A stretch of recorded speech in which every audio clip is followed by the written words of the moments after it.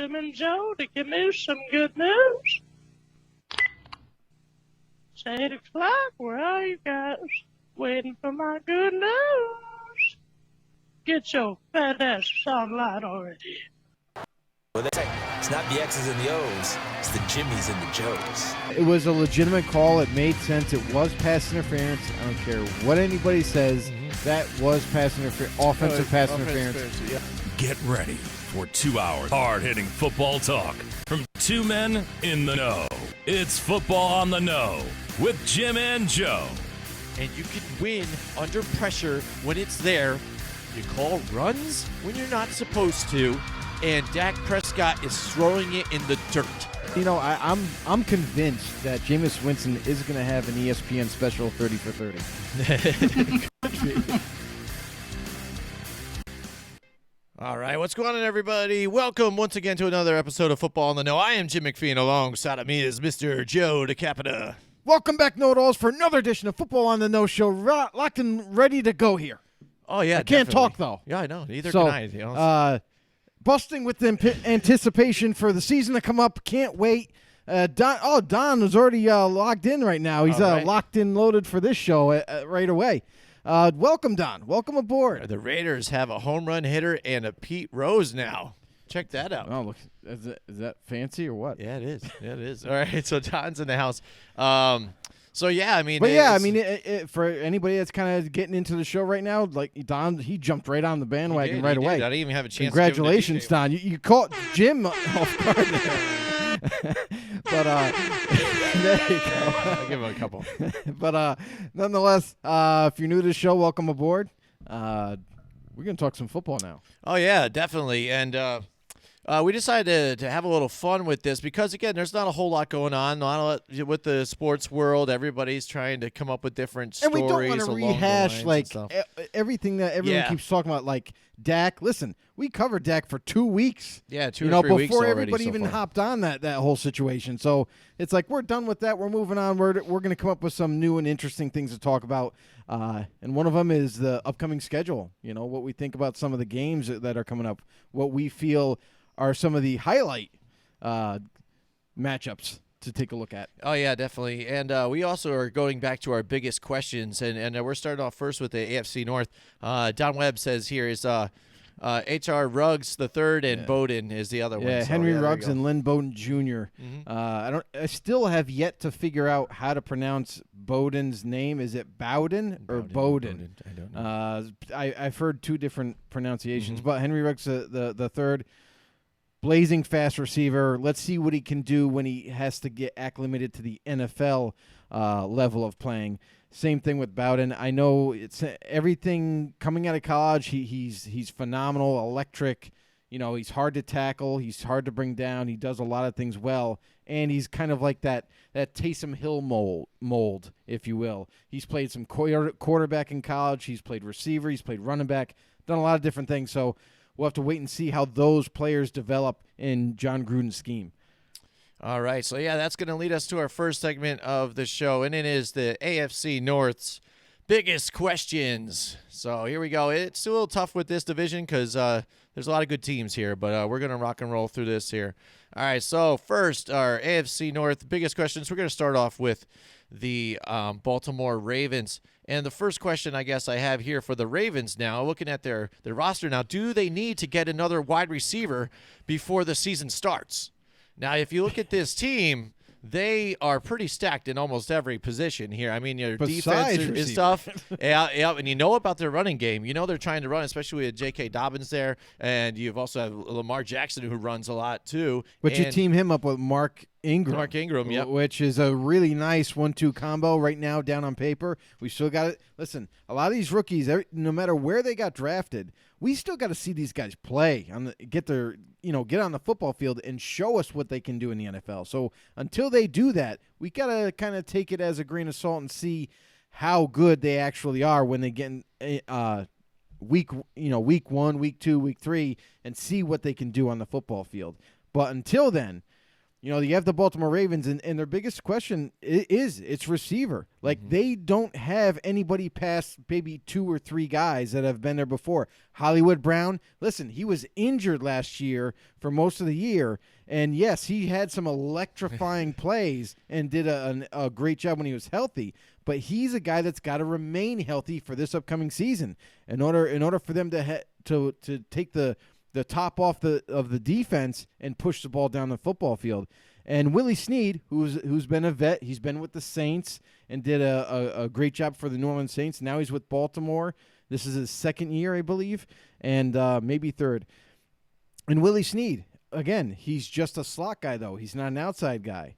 And after that, it's a crapshoot.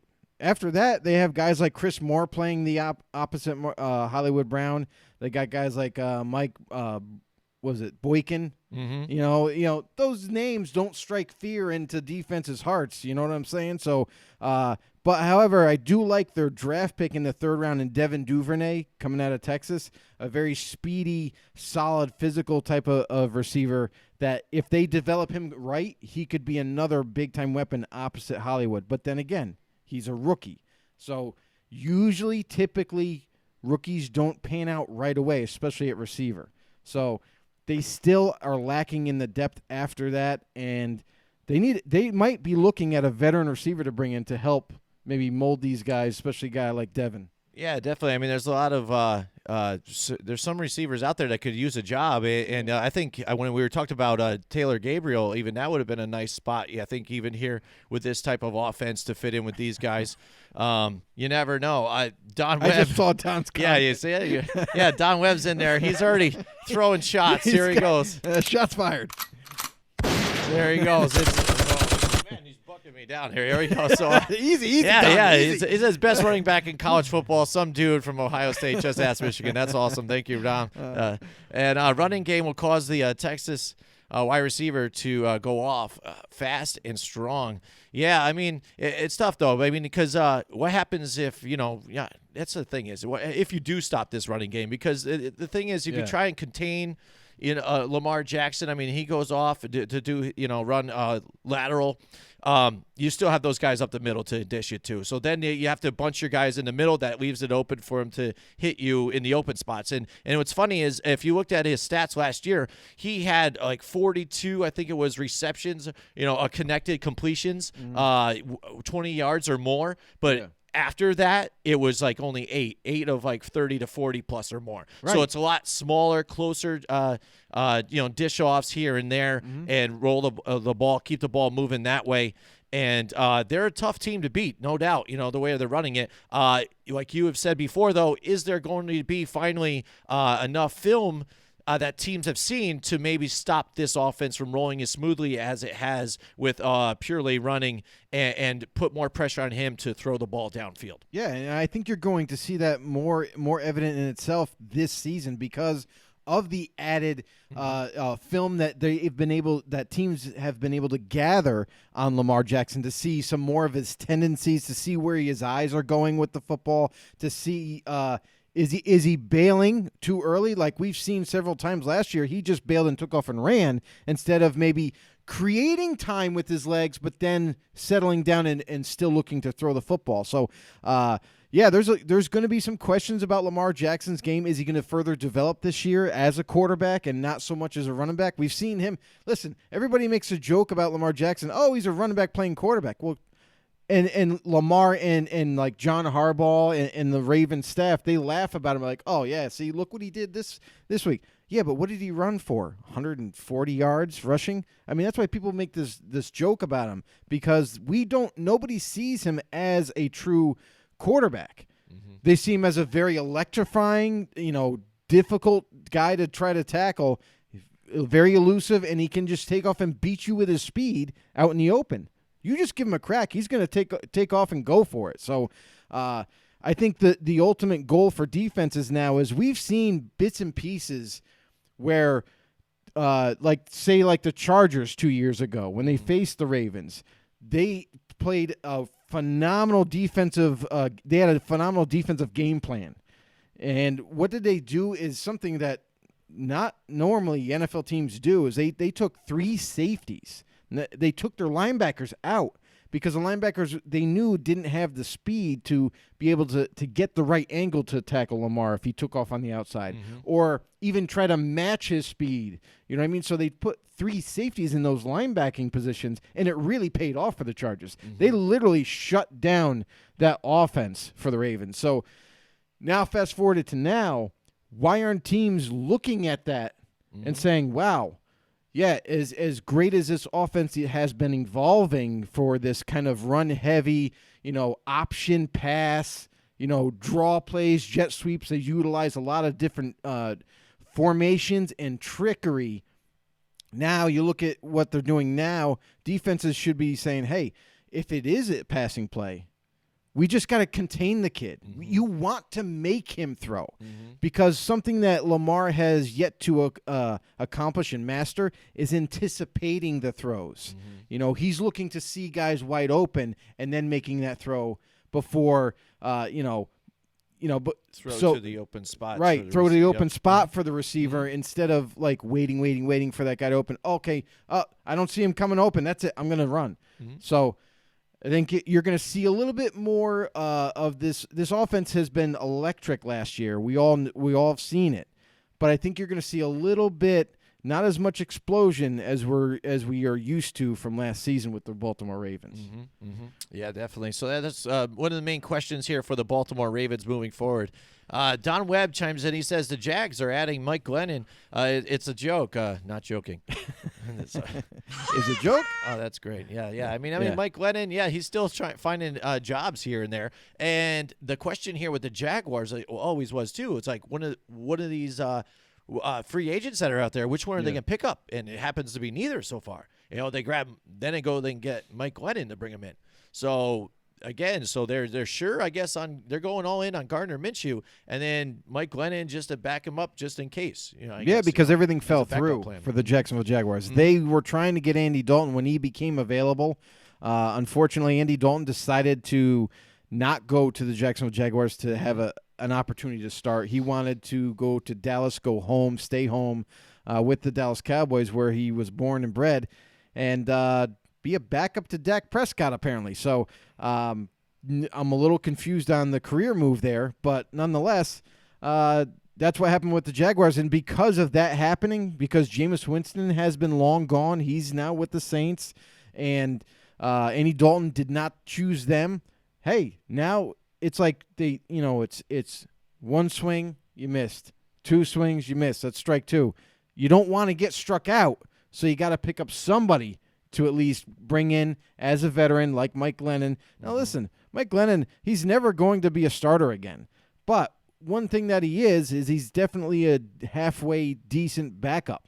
He's going to be a guy who's a team player. He's going to come in, work his tail off, and he'll be there if needed. So Jacksonville Jaguars needed some kind of insurance, and they found it with Mike Glennon. Yeah, definitely. And Don chimes in again. He says Baker needs to produce here. He goes fat guy Baker here for the Cleveland Browns. 10 wins or more at least, or they need to find better ingredients here for them at quarterback. The thing with Cleveland is as much as they were hyped up to be this juggernaut team because they got all these weapons, they got Odell and they paired them up with Jarvis Landry, and they did a phenomenal job drafting and adding free agents to make the defense better. But there was one thing they neglected. It's the offensive line. That's really where they were super weak last year. They had all the weapons in place. They had a great running game behind Baker Mayfield. They thought that a lot of so-called experts thought they were just going to take it all the way to the playoffs, win the division.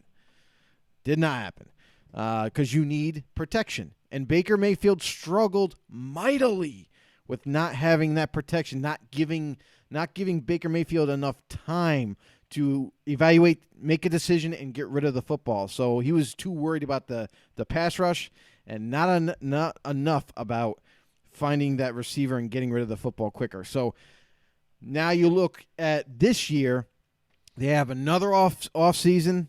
They added a tackle. They added Jack Conklin at the right side. They drafted a left tackle from. So hopefully, the left tackle pans out, you got the veteran Conklin at the right side, which is going to pay huge dividends for them on their offensive line and their pass protection, and even open up running holes like Nick Chubb needs them or something. So Yeah. watch it. I'll say this: temper your expectations, Browns fans, because I know it's easy to get excited about your new additions and everything, but I think they're on the right track. As long as they keep continually looking for ways to improve that O-line, they'll be okay. All right. Yeah, thinking of the Browns, we'll get them into them in just a second. But we're going to cover the Cincinnati Bengals first here. And their biggest question, we say, is do they have enough on offense to compete in the division this season? Now, we saw that they went with the number 1 overall pick and got Joe Burrow. Now, he looked really great last year for the LSU Tigers. And you know, that's not just going to be all, no, everything's saved now. You know what I'm saying? You know, got rid of Andy Dalton. We got our quarterback. Yeah, we got our quarterback. Now we're coming back. You know, they did draft, T. Higgins here in the second round. But again, you've got the same old team here that's been here, and yes, they look pretty decent here on defense still. Geno Atkins and Carlos Dunlap, you're still getting some big plays out of them even for their age. And they have been younger in the secondary too as well, which has been great for them. That was always their flaw when they were back in the old coach's days of Marvin Lewis.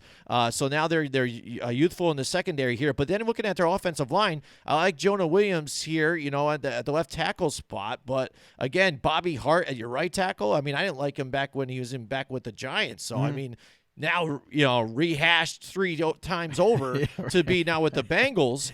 Yeah, and actually, he played fairly well for them last year. Right. I mean, he's not the best. Don't get me wrong, right, not the best guy, but he was, he was average at best. Right, and then receivers that can't stay healthy. So, I mean, A.J. Green, he doesn't even want to be there, so they put the franchise tag on him. You know what I'm saying? We're going to show you. Yeah, I'm like, you're playing for the Bengals. So, I mean, this organization has still kind of been screwed up, for so long. So, forever. To think that they're just going to, come back, and do something here, it's very tough, especially with Ben Roethlisberger coming back now from his injury. So Steelers could possibly take a tick forward, and like the Browns, which Don brought up, maybe Baker Mayfield straightens out the issues he had last year. This offense can get going besides Nick Chubb. I mean, and that's the craziest thing is everyone keeps pointing at Baker Mayfield for like all the issues, and I understand the quarterback is going to get the blame.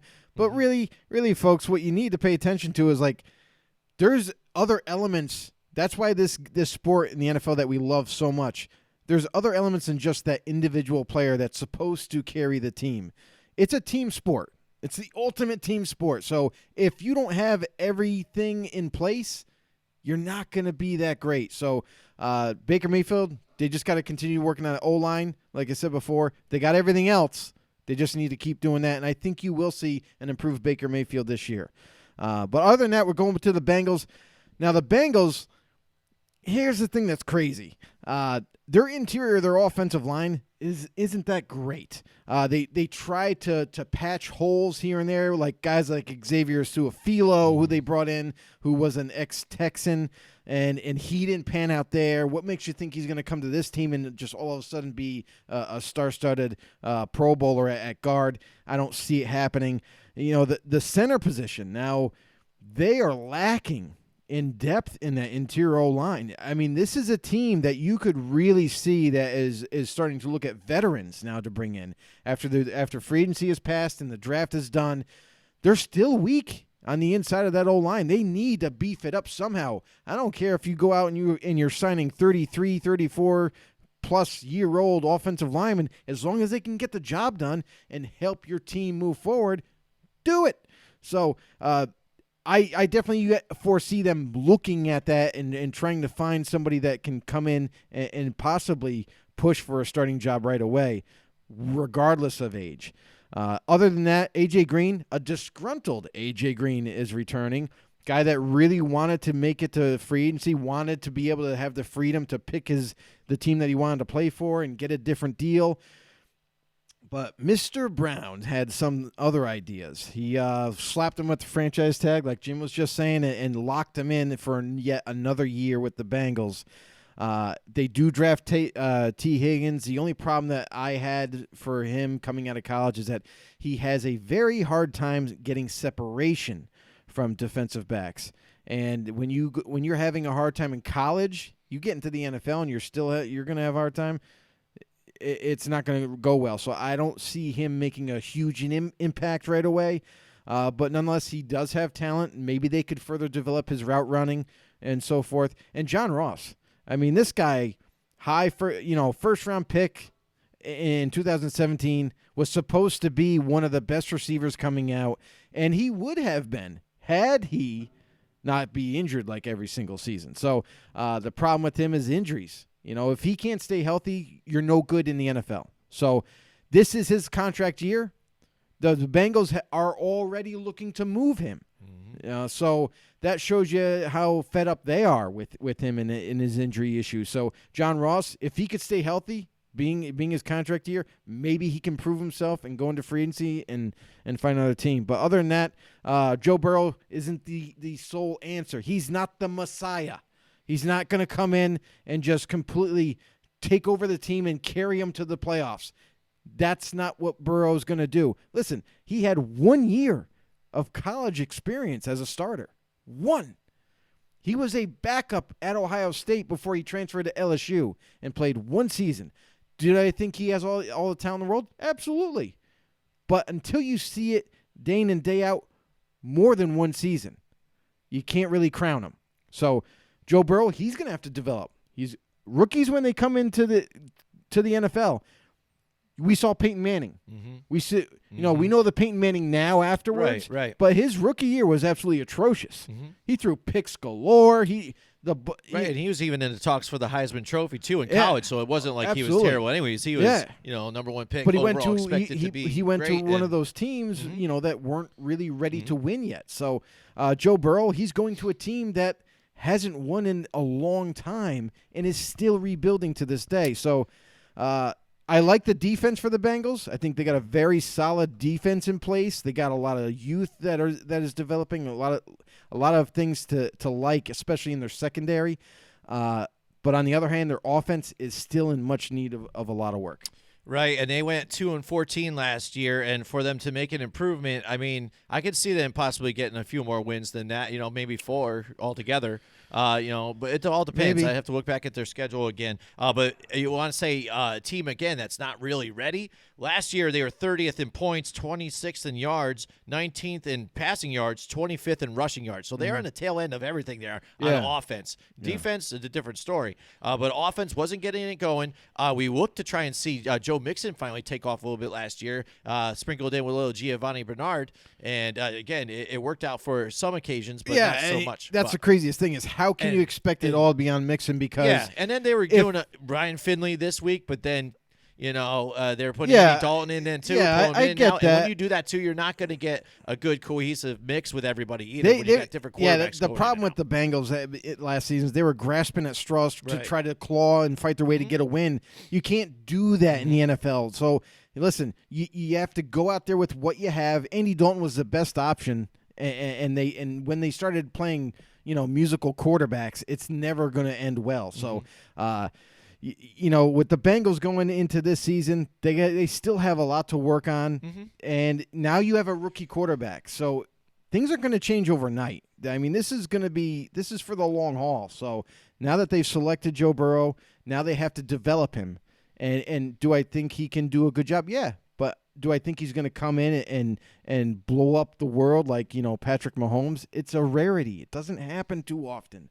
So, no, I have to wait and see what he can do on the football field in preseason games. If they ever happen, we still don't know about that. Right. And with or without fans, I don't care as long as we get football on the field. And Zach Taylor gets another year, second year now with the guy that he has selected himself to go into this season and run his offense the way he wants it here too. So we'll see what happens if that offense improves.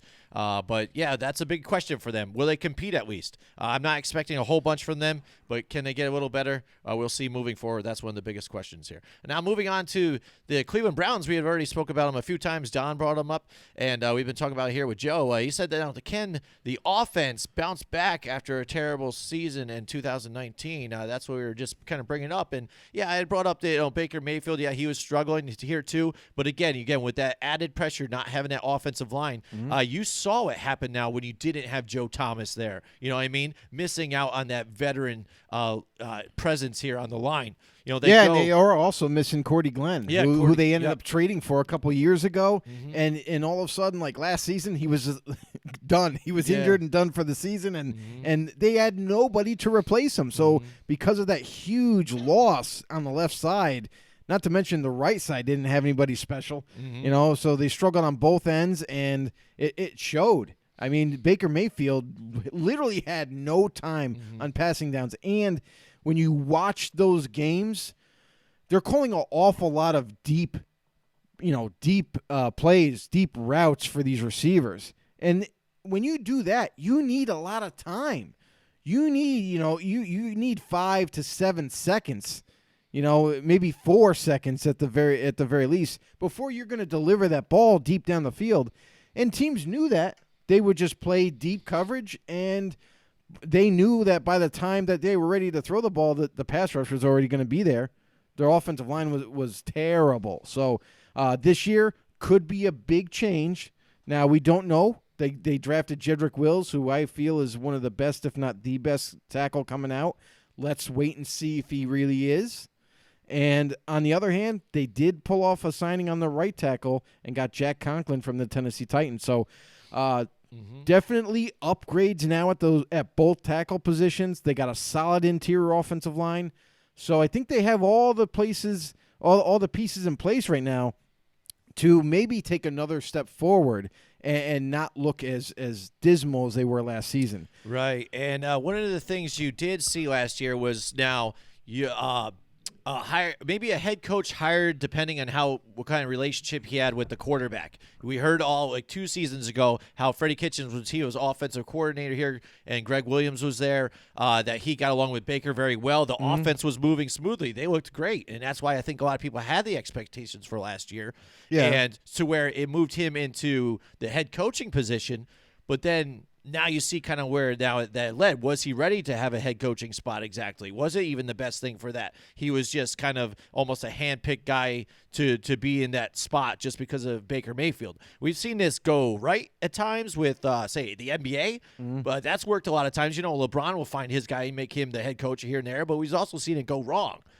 Via the Knicks and things like that too. So via LeBron. Or via LeBron too as well. This is what you have sometimes when you do moves like that, and this is where Cleveland has always messed up. There was always something they did, one little move here that would just hinder the franchise. But now the Freddie Kitchens experiment, that's all done. They've got Kevin Stefanski here now.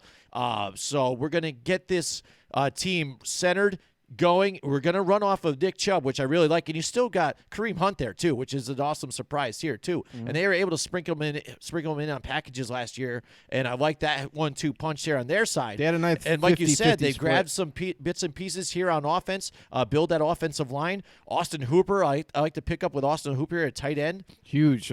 Yeah, because then you put him on the other side of David Njoku too, and now that's a nice 1-2 punch here at the tight end spot. And the weapons here, Odell Beckham Jr. and Jarvis Landry. We saw Odell Beckham Jr. a little bit last year at times, so little sprinkles and big plays. Don't get me wrong, but I think some other people want to see a little more, them utilized here this coming season. But that can only be enhanced because of this offensive line. It's more secure, and you'll have more time. Right, and that's the thing is, to be honest, a lot of blame went on Freddie Kitchens, and they're saying that he's not very good offensive coordinator. We don't know what happened. His offense fell apart, this, that, and the other thing. Listen, personnel. He had no O-line. That's the bottom line. If you don't have protection for your quarterback, you're not going to do very much regardless if you're the best offensive guru in the NFL. So I think it was just mainly split, second decisions, things I made. You saw what sometimes we screwed up like on fourth down or whatever, just like I don't know, making the wrong kind of decision when it mattered with the whole team. It's one thing to be the offensive coordinator, but then to control the whole team, I don't think it was on that same level that somebody of that experience would be a better fit there. I mean, everybody can pick on Freddie Kitchens and some of his decisions. Were they wrong? Yeah, some of them are wrong. But guess what? No coach in the NFL is right every single time. Oh, yeah. They all make bonehead decisions. Yeah. Everybody's human. So I mean, but via Bill O'Brien here, and then he gets promoted instead of fired. Yeah, exactly right. So I don't know what's going on with the Texans there, but what they're thinking for the ownership. But anyway, for the Browns, I think they're on a positive note now. I mean, they addressed a lot of needs, and as far as weapons go, that was never a question. And they absolutely. Still added more to this arsenal. Now you're looking at a lot of mismatches across the board on that line of scrimmage. You bring that, and now you've added 2 upgrades at the bookend tackles. You got left and right tackle. Now you're set. This team could make a big jump this year, and I know I'm not trying to hype them up type of thing, but I liked what they did last couple of off seasons, and now coming into this season, I think they've attacked necessary weaknesses that can really help this team. One of them being both those tackle spots, and other than that, you look at their defense. Now we already seen their defense play last 2 years, pretty solid. But they have Greedy Williams, they have Denzel Ward. What's not to like with those two, and then defensively with Myles Garrett off the edge, he's a very difficult person to stop or slow down.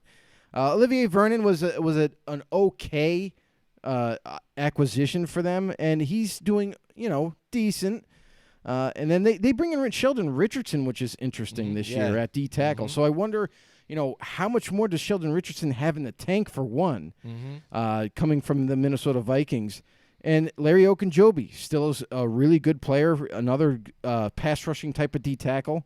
Another guy that I really like out of the draft that they got in the 3rd round is Jordan Elliott, who I thought went a little lower for my taste, who I thought he should have been picked a little higher, but watch for him to make a little bit of an impact in the rotation and so forth. But other than that, I think they're a very solid secondary. They're very solid on the D-line. But the one question I have for them is now linebackers is a little weak here. Joe Schobert, they let him leave for free agency. They cut Christian Kirksey and move on from him. And you look at a couple of guys that they brought in to replace these guys, at B.J. Goodson. Not saying he's not good, but he's not Joe Schobert. He's not Christian Kirksey. And they drafted Jacob Phillips out of Penn State, who they're hoping he could develop into that next starting caliber outside linebacker for them. But nonetheless, let's see how it all pans out. I do think that's going to hurt them, that the linebacking position is now weak. So we'll have to wait and see how that defense all shapes out. But other than that, I do like what the Browns did, and I think they are going to be a little bit more competitive this year. Absolutely, I think so. I mean, going at 6-10 last year, and even last year at the end of the year, it seemed like they were starting to click a little bit with each other and get it rolling. And again, strong running game here, so get that moving forward. That only helps the offense too, especially on play action, and that offensive line solidified up. So yes, I also see the Cleveland Browns moving forward here and fixing the wrongs of last year. And now finally, let's look at the Pittsburgh Steelers now. And the question here is, will Big Ben's return fix the offensive struggles here?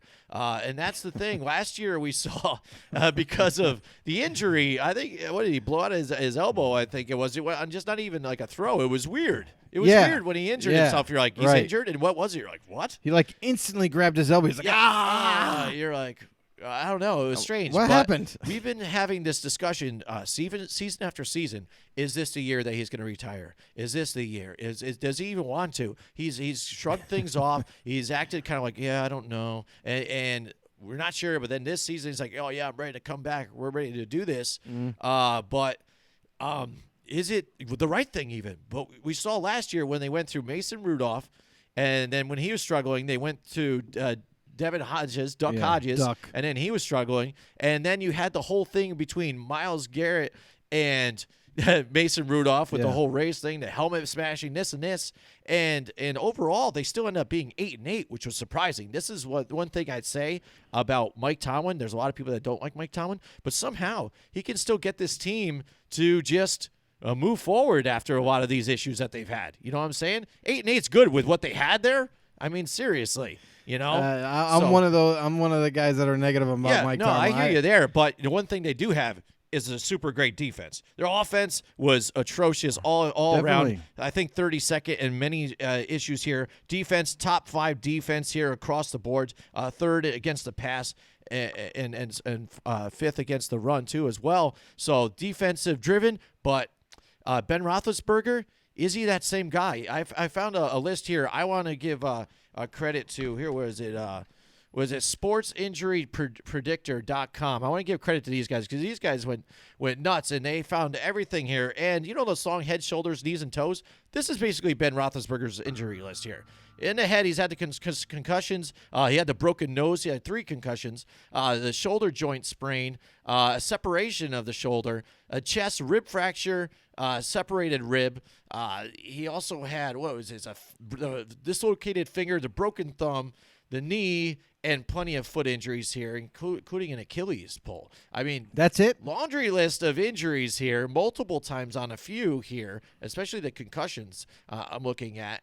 But a guy who's been injured, he's got that bigger stature, but he is getting older. Mm-hmm. He's getting on the further end of his career, coming off a major injury, now coming back, hasn't played in a while, now in a season that where are we going to get any even training camp? What's the practice going to be like? Right. Is he going to be able to produce here? Can he help this Pittsburgh Steelers team moving forward, or are they now behind the ball and getting their next franchise quarterback? And that's the thing. That's the biggest question out of everybody is nobody really knows what's going to happen going forward. Like as far as, you know, OTAs, or you can just throw them out the window. That's not happening at all.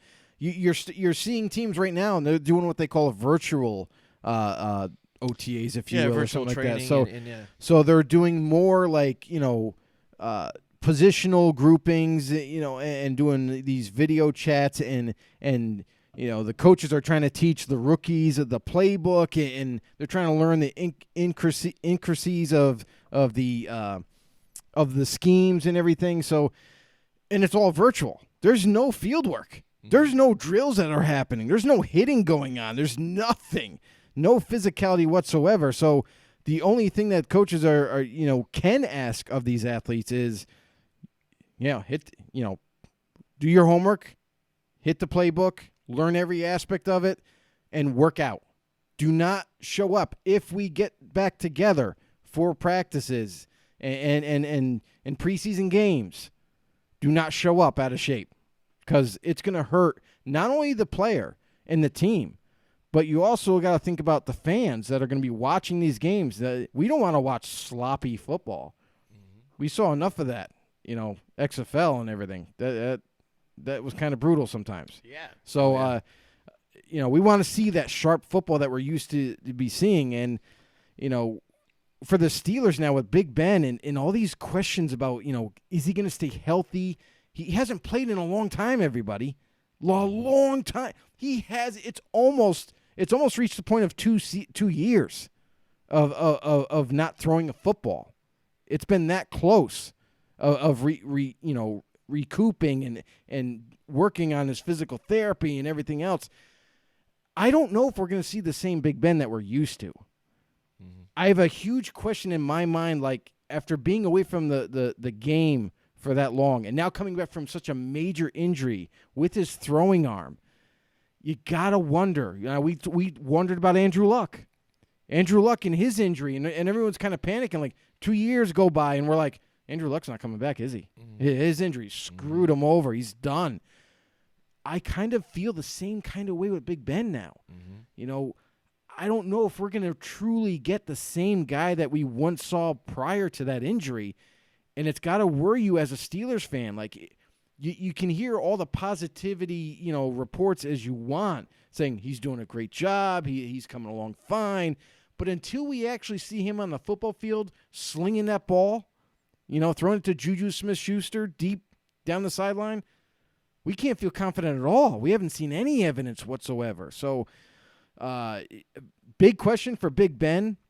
I think a big question for this franchise going forward, because they saw glimpses of Mason Rudolph. They saw I like to call him Duck Dodgers. And they didn't like what they saw. There wasn't a whole lot to like, saying, hey, I don't know. Let's put this kid in. They've gotten to a point now they're pushing all their chips to the center of the table, saying, hopefully Big Ben is healthy enough to play again. Hopefully he can last for us, because he just signed a 3-year extension. Mm-hmm. And maybe we get another 2 more years out of the guy.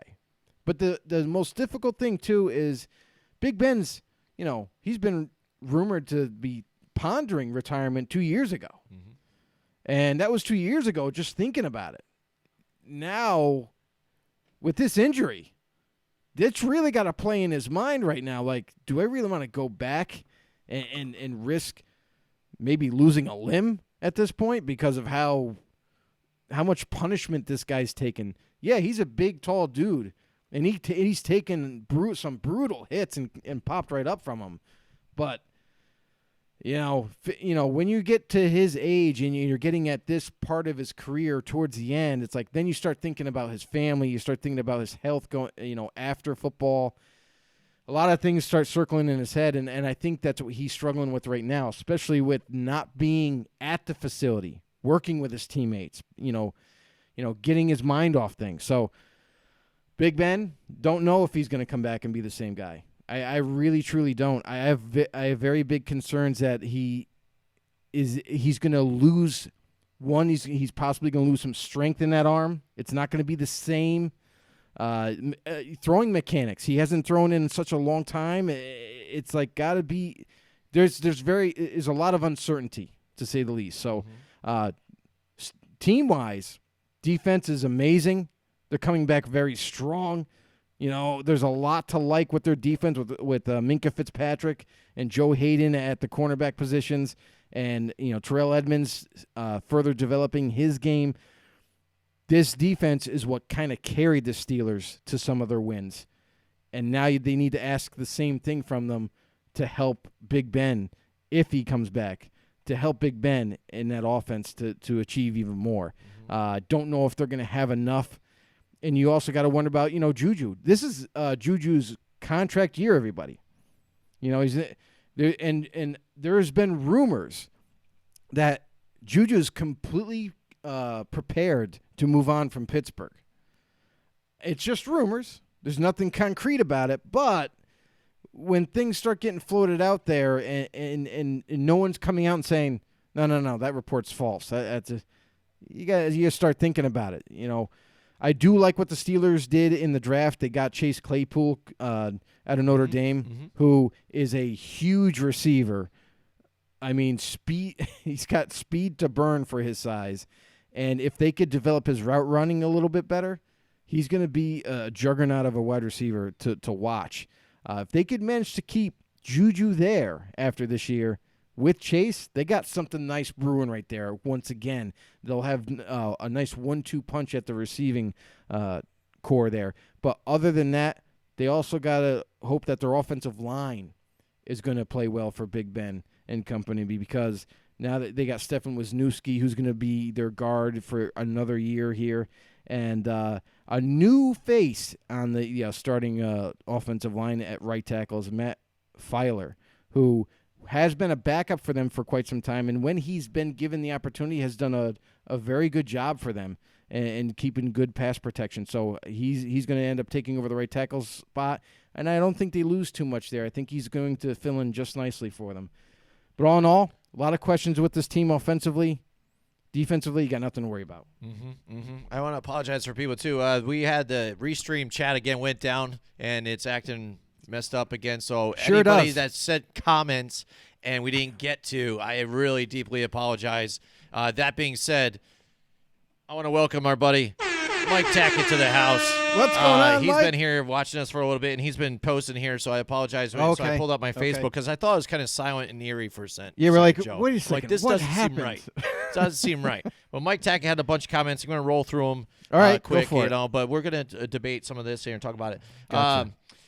First of all, Mike Tackett says, in his opinion, OBJ tears apart the team nucleus and chemistry. I feel it'd be wise to deal him while he still has some trade value. I think, yeah, Odell's always going to have trade value. He is a great receiver in the NFL. Now, I would say this about Odell. I feel that Odell Beckham in New York was absolutely, positively the worst version of himself in New York, and the Giants had no choice but to move on from him. In Cleveland, he has definitely tempered things down in Cleveland. Yeah, he might, do something stupid on, Twitter or, post some goofy videos and stuff like that. And probably has definitely gotten in a few arguments, inside behind closed doors. But all in all, you're not seeing the absolute chaos that he brought to the Giants. And I think that's something to be said for his character. He is growing as a person, and maybe he's learned a little bit. I'm not saying he's completely, has reinvented himself. But nonetheless, he has been a little bit better in Cleveland, and maybe that's the reason why he ended up not getting dealt by the draft or before the draft even happened. We heard rumors. Mm-hmm. We heard lots of rumors that, Cleveland might be looking to trade him, might be looking to deal, who might get him, and for what compensation. But all in all, it just never happened. So I think Cleveland Browns are giving him yet another shot. And seeing where this goes, because I think if they keep these guys together, they could develop into something special, especially on this offense. They keep everything running right. All right, and next he also says Pro Bowl guard Larry Warford to Cleveland makes too much sense. Imagine that addition, Joe. Yeah, it makes sense. The one thing that I'll say is that he makes sense for a lot of people, actually. There is a lot of teams that could really use interior offensive linemen right now. And the one thing I did like what the Browns did is, I already said it before, is they needed those tackles to be upgraded, and they did a phenomenal job with that. You look at their left guard spot right now, they got Joel Bitonio, who I think is a really good he's been a great player for them. And at the right guard position, though, I don't know too much about Wyatt Teller. I've heard a little bit of positivity about him, and that they do like him. But if they were to bring in Larry Warford, and if he could play right side, I think that would be an absolute slam dunk. Or maybe you can move Bitonio to right guard. But either way, I think that would shore up their offensive line for sure. Yeah. And then he also says, talking back here about the Cincinnati Bengals, he says Thaddeus Moss told reporters today that he chose to sign with the Redskins over the Patriots in Cincinnati Bengals because Washington called him first, per NBC Sports' J.P. Finley. What a missed opportunity for Cincinnati to join a former college teammate of Joe Burrow. For all we know, he has the DNA to be electric. Yeah, Thaddeus Moss, I had him ranked really high on mine. I had him number 1, I believe, for my tight end. And the way I do my rankings is a little bit different than what other people are used to or do. I do it regardless of injuries. Even if a guy has been injured like late in his college year, I go to the tape and I watch what kind of a player they were in college, and I try to project for for when they get to the NFL, how well they could acclimate to their respective team. Thaddeus Moss, he's a tight end that I really like because not only is he super athletic for his size, but he can block, he can catch, he has really good hands, he can run good routes. He's got everything, and he's got some decent speed for his size. So there was a lot to like for me, and I think he's an absolute steal for any team. So definitely thought that the Bengals should go all out on him. I'm actually kind of surprised that they didn't, knowing that their tight end room is not that great. Mm-hmm. Yeah, absolutely. Moving on from a further good tight ends that they used to have, you know what I'm saying? So they have to add him, that would be super. And don't get me wrong, I'm not, I think C.J. Uzomah is a decent tight end, and he is a good player, but you need more than just one guy. I finally got Restream up again, so I apologize again any kind of lag or anything that has caused. And anybody, post your comments again. Let's see if it works. I'm not sure, though. Don't fail me again. Yeah, absolutely. I'm just on board with that. This restream is really starting to irritate me. But, all right, so, but yeah, we got Michael Guerrero's in the house, too. All right. And he said, great show, guys. Mike. Like he does, too. You know, we love you, Mike. And but Much he says he appreciated. gives Derek Carr 6 games or Mariota's in. What do you say about that, Joe, our resident Raiders fan here? I disagree. I'm Yeah, I sorry, Mike. disagree, I too. highly disagree because here's the thing. All right, Mike. Let me just say something. Is Derek Carr is now entering his third year in that offense. Mm-hmm. He knows it like the back of his hand. John Gruden is not into reteaching things, and at this point with Derek Carr, he does everything Gruden wants him to do. Yeah, he makes some just bad decisions and stuff, and maybe he holds on to the football sometimes. Maybe he, doesn't make a play happen with his legs at times, or kind of string out plays like Aaron Rodgers just to get that first down and drop it off to the next available receiver. However, Gruden loves Derek Carr, absolutely loves him, and Gruden, or I should say, Derek Carr is such a smart quarterback, and now that he understands this offense in full capacity, I don't think you're going to see a guy like Mariota. I think Mariota still needs some nurturing, still needs some more development to become that type of guy. But nonetheless, Mariota is an excellent backup quarterback in case something happens to Derek. So I don't foresee him being yanked out. I think bearing an injury, that's the only way I see Mariota getting in and starting for the Raiders. I just don't see it. Derek Carr's too important to them. All right, I'm trying to get up YouTube now in case anybody had comments on there. But, yeah, there's a lot of great questions. Sorry we couldn't get to you guys earlier, but keep it rolling here. Let's see how Restream works. Getting back to the Steelers, I want to bring up too, and again, sportsinjurypredictor.com. If you guys have a question about a quarterback and his injuries and even what his percentage of might get injured this year, this might even help with your fantasy teams. Go to that website; it's very good. And they predict now in the 2020 season that there's a 41.5% chance that Ben Roethlisberger will be injured this year. And they said at least minimal 2 I'm quarters. not surprised. So that's what we're looking at for the Pittsburgh Steelers. How are they going to moving forward? There were talks during the offseason. Were they going to pick up Jameis Winston? He would be a good fit there. Yeah. Now the talk is Cam Newton should just go there. But then also you brought up and some others about Cam Newton maybe to Seattle Seahawks, seeing that they're lacking quarterback depth. Plus, he would probably fit the system really well. Definitely. And what happens, we'll say just hypothetically, that Ben Roethlisberger, God forbid, happens to go down again. Then you still have the same quarterbacks that you had last year. Yep. Are you going to do this thing all over again? Or say Joe Flacco's still out there. Will you go grab Joe Flacco just to help yourself, depending on where you are in the season, if you can make a push to sneak in? Because now you have that extra playoff team that can make it in now to get in there for the playoffs. Right. So I think a lot of teams now are going to be making that chase for the last spot here to get into the playoffs in that wild card position here. Definitely. So definitely. will we see something like that? Because I don't know if Joe Flacco, with the depth that we have or the pool of quarterbacks that are around, if he even finds a job before the season starts. So before he might retire. So he might find himself on a squad or a squad that's in need, where he's a former Super Bowl champion. He's been there before. He can lead a team, I think, that has a great structure there around them. The one thing I would say about Pittsburgh again, though, is the running back situation here. James Conner and Jalen Samuels, they're good as a good 1-2 punch, and we saw that James Conner just can't handle the workload all to himself. Keeps here. getting injured. Yes. So where are they going to fare here on the running situation? I think that's kind of frail. And do they possibly maybe even go after some extra depth, too, with the running backs that might be out there in the free agent pool to help out maybe? Yeah, and they're still If the price is right. That's the one thing I think with these free agents that we have out now, where some of the prices are getting in the way, or contracts that they are getting picked up. Yeah, I just don't feel like it for the running back position that they're not pricing themselves out of teams. I mean, the running back position is undervalued as it is. So players understand that. Players know. Their agents know. Yeah, they're going to try to get them the best top dollar deal that they possibly can. But you got guys like Devontae Freeman who's still hanging out there. You got guys like Carlos Hyde who's still out there.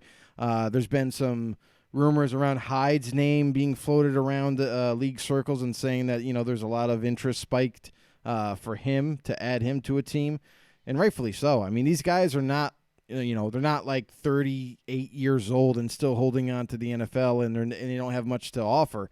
These guys are still decently, they're young and they still could contribute, and they definitely deserve to be on a team, on a roster, given an opportunity to compete. So look for one of those guys to land somewhere.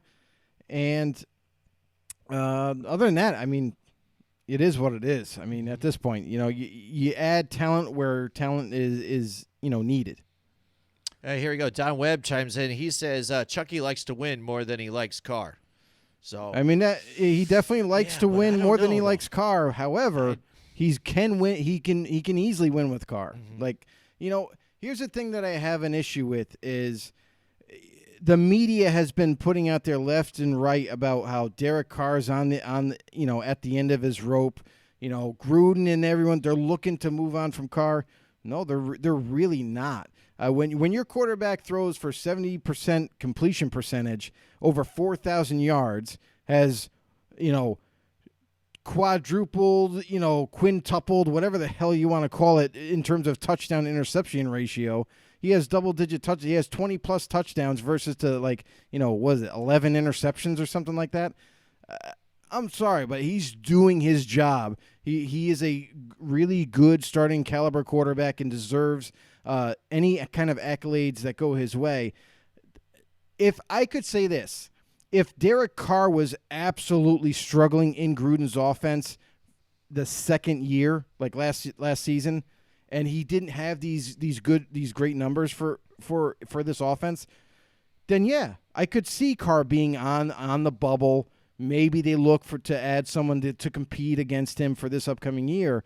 And people might point to, oh, well, that's Marcus Mariota. He's the guy. So,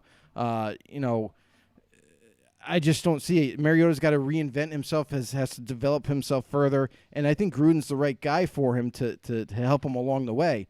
But nonetheless, Carr he has this job locked down, and I just don't see it happening any other way. Yeah, if you look at his stats here for a career for last season, I mean, anybody would take this here, right? They went 7-9, but he had a 70% completion percentage, over 4,000 yards, 21 touchdowns, 8 interceptions. Yep. I mean, that sounds great to me. I know that sounds better than Marcus Mariota. He hasn't ever had a season like that. I don't believe in Marcus Mariota at all. I don't think he should take Derek Carr's job. I think it's Derek Carr's job, and then maybe if they don't like him, they'll move forward maybe next year and try and look at somebody, depending on even how far they are or how bad they are, who that quarterback might be. But Derek Carr, I think, is a much better quarterback. Yes, he might have some tendencies that scratches your head a little bit, that he does. But overall, we've seen him win you games. We've seen him play well. And I don't think Marcus Mariota is the answer. And Don Webb says, Carr 20-20, great now. Mariota and Bowden can handle the red zone. That is Carr's bugaboo. Yeah, Marcus Mariota can throw a tip ball and catch it to himself maybe, but that's about it. I don't agree. And so let's move forward. There you go. Enough with the Ohio State, Michigan. I get things, what right? I'm waiting for it. I get what he's saying, but here's the thing that I would say is, Derek Carr, in the red zone, okay, but that's not on Carr. That's not just on Carr. That's on the play calling too, guys. You know what you have in the red zone is here's Josh the problem. Jacobs. This is what I'll say is like John Gruden hasn't been the best at picking the right plays in the red zone, which has led to some of the stagnant plays.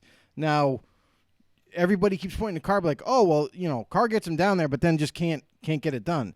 I can remember a ton of different plays when Crabtree was there that he would throw it up to Crabtree in the end zone and get touchdown after touchdown.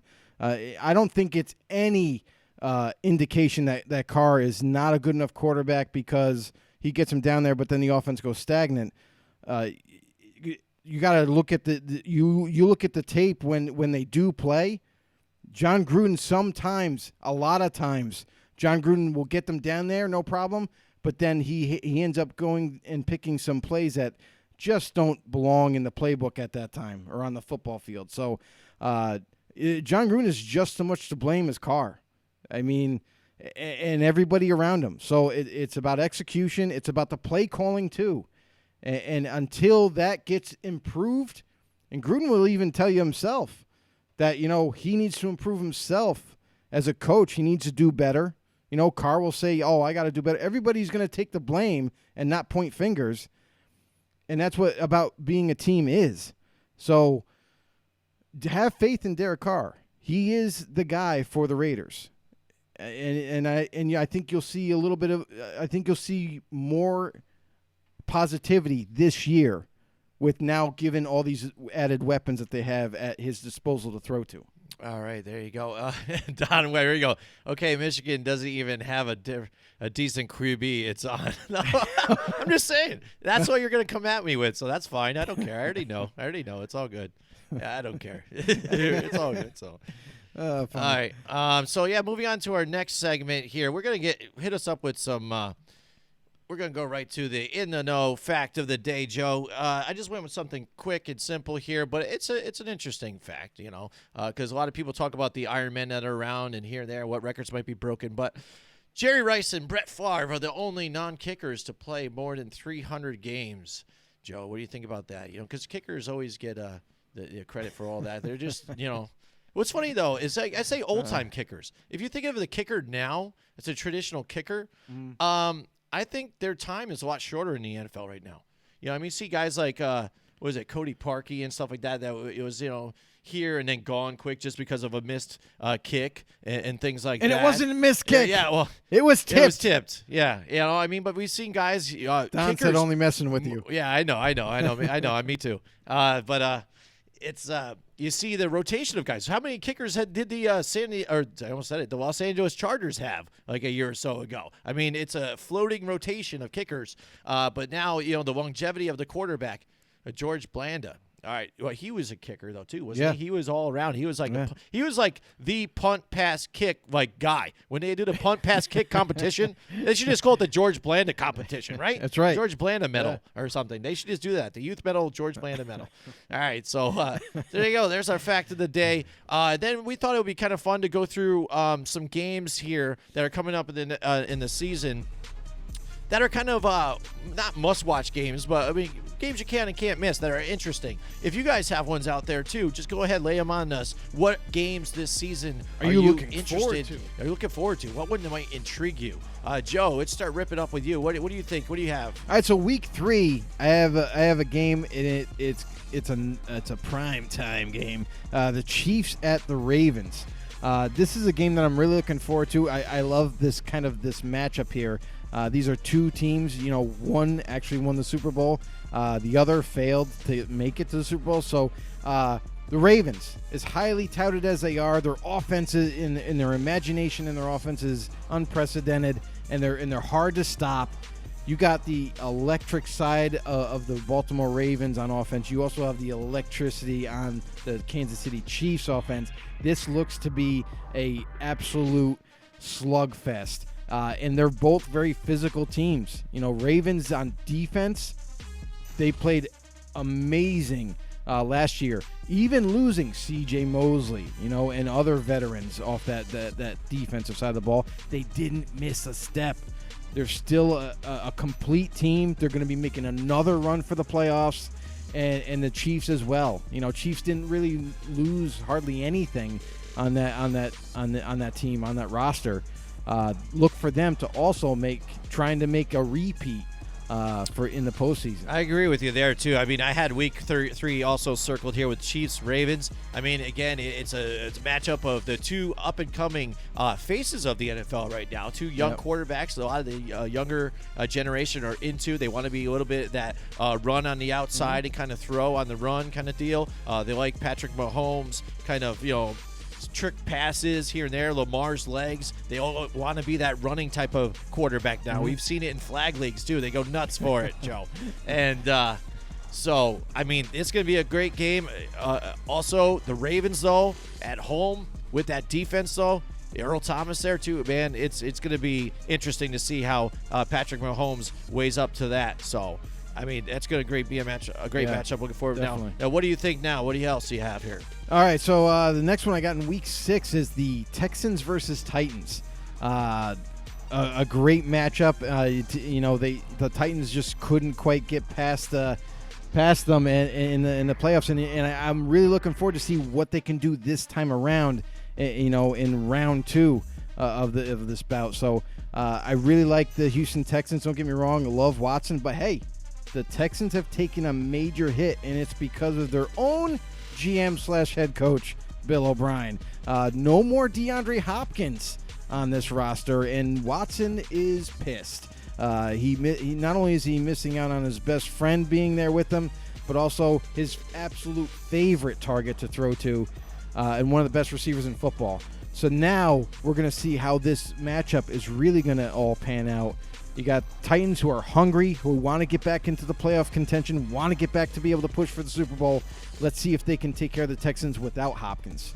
Yeah, and Don Webb says here about we were talking about before, Earl Thomas should get suspended. Conduct and character unacceptable. Yeah, absolutely. Maybe, yeah, we'll see. We'll see. Domestic, what happens with that. domestic abuse is nothing to joke about. Earl Thomas, if he's convicted. Now, listen, we see these kinds of reports all the time with these players, and sometimes it shakes out to be false. It's not a true. What am I looking for here? A true account of everything, accurate account. Yep. And it all depends on whether they go after him in civil court too. Or you're not sure, because even if we think they might be guilty, we saw what happened with Tyreek Hill. He's a perfect example, too, of what happens. Like no suspension, just goes. But that's a funny thing is like the evidence was there to say like, yeah, this actually happened, and they still kind of threw a blanket over and said, we're just going to ignore it and keep moving on. Mm-hmm. So Earl Thomas, if this is absolutely true, and it comes out to be like that, then he deserves major punishment. Listen, this is the problem that fans have with Roger Goodell, is that he just doesn't drop the hammer when he should. If there's evidence stating that Earl Thomas did this, and there's evidence that what Kareem Hunt and Tyreek Hill did, throw the book at him. You got to punish these guys. Otherwise, they keep getting away with it left and right. So it's an absolute disgrace. It's a black eye. And I don't know how many black eyes the NFL has received over the past couple of years, but it's been a lot. The NFL's got to step up. They just got to get it taken care of and do the right thing and punish these guys for what they've done. So thanks, Don, for that comment. Mm-hmm. Appreciate it. He says the Chiefs drafted LSU running back. Wow, yeah. Christian St. Hilaire. Yeah. Now, here's the thing, too, is like he was – I don't even remember like where I ranked him. I know he wasn't in the top 5, I don't think. But Christian St. Hilaire, phenomenal body control, short to he's got a low sense of gravity, extremely quick. He makes unbelievable moves. He will shake you out of your cleats, but does not have top end speed. And is that the is that the tell all be all? No, but I just think that he's going to have a hard time separating from everybody if he gets by them first. He said he was caught with his brother and 2 girls in bed. Yeah, Earl Thomas. Yeah. We'll see what happens with that. He says the draft was gold. Yeah, it was pretty interesting how it all went down and smoothly. Again, now I always look at seeing they've kind of done this already now. Yeah. If it was a success.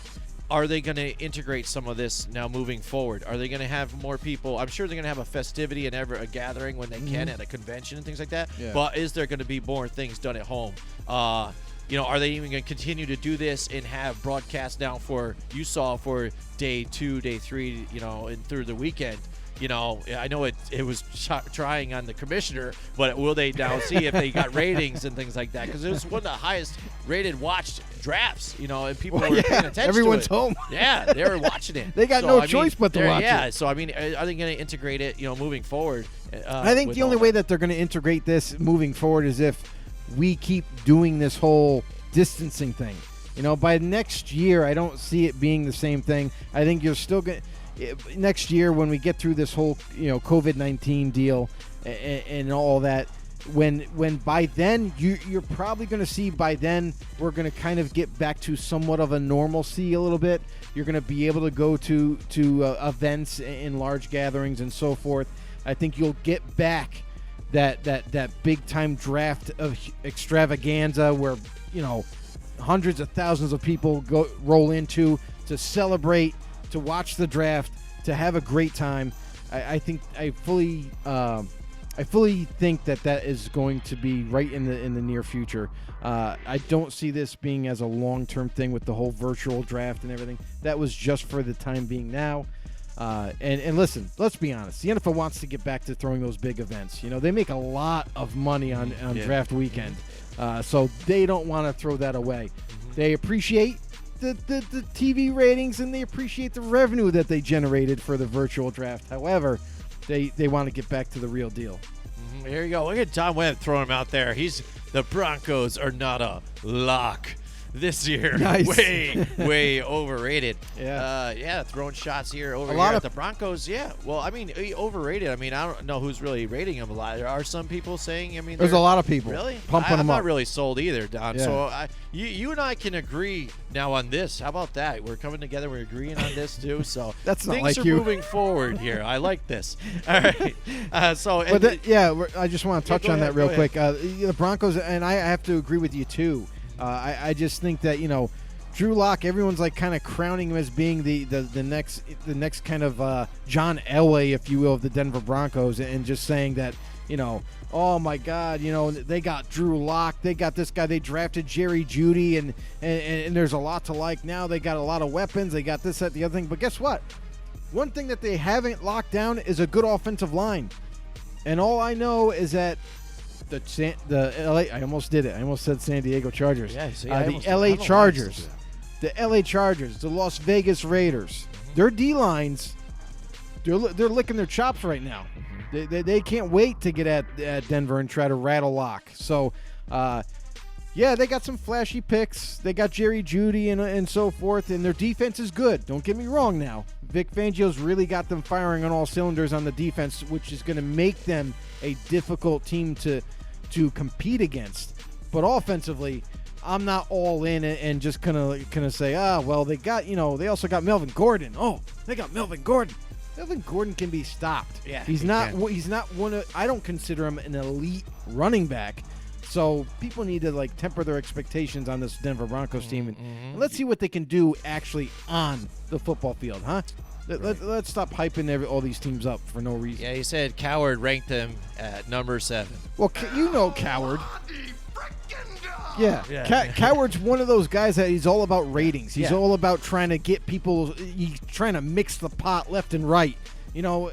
That's what he does, and that's what drives his show. So, Coward. Sometimes I do agree with him. He does make sense from time to time. He makes perfect sense. Has good points. But then there's other times where he just kind of goes off the rails. Well, yeah. That could be one of them. Everybody has their own opinion. That's the way we run our show here. I mean, I have my opinion. Don has his opinion. Joe has his opinion. They're not always right, here and there. But we're talking about it, and we're not going to fight and argue it over it. Somebody has a different opinion. That's the way the world works. All right, we have Jack Connor in the house. Jack Connor's in the house with us. He says Ravens all the way, baby. Could be their year. Let's see if they are stacked. We were talking about it earlier. And Yeah, maybe if they get another wide receiver, that would be even better for them. Then it'd be super team. Yeah, because here's the funny thing they're about pretty that team stacked right is I understand everyone's really high on the Ravens right now, but you don't think for 1 second that all these defensive coaches that have to face the Baltimore Ravens are really kind of digging into this game film to really pay attention to the way Lamar runs the offense, the way he, where his eyes are at times. Does he look off the safety? Yeah, he has been caught staring, and I mean staring at his first option for far too long, and it does hinder his development. So until he becomes more of a passer of the football than a runner, I'm not going to be sold on Lamar.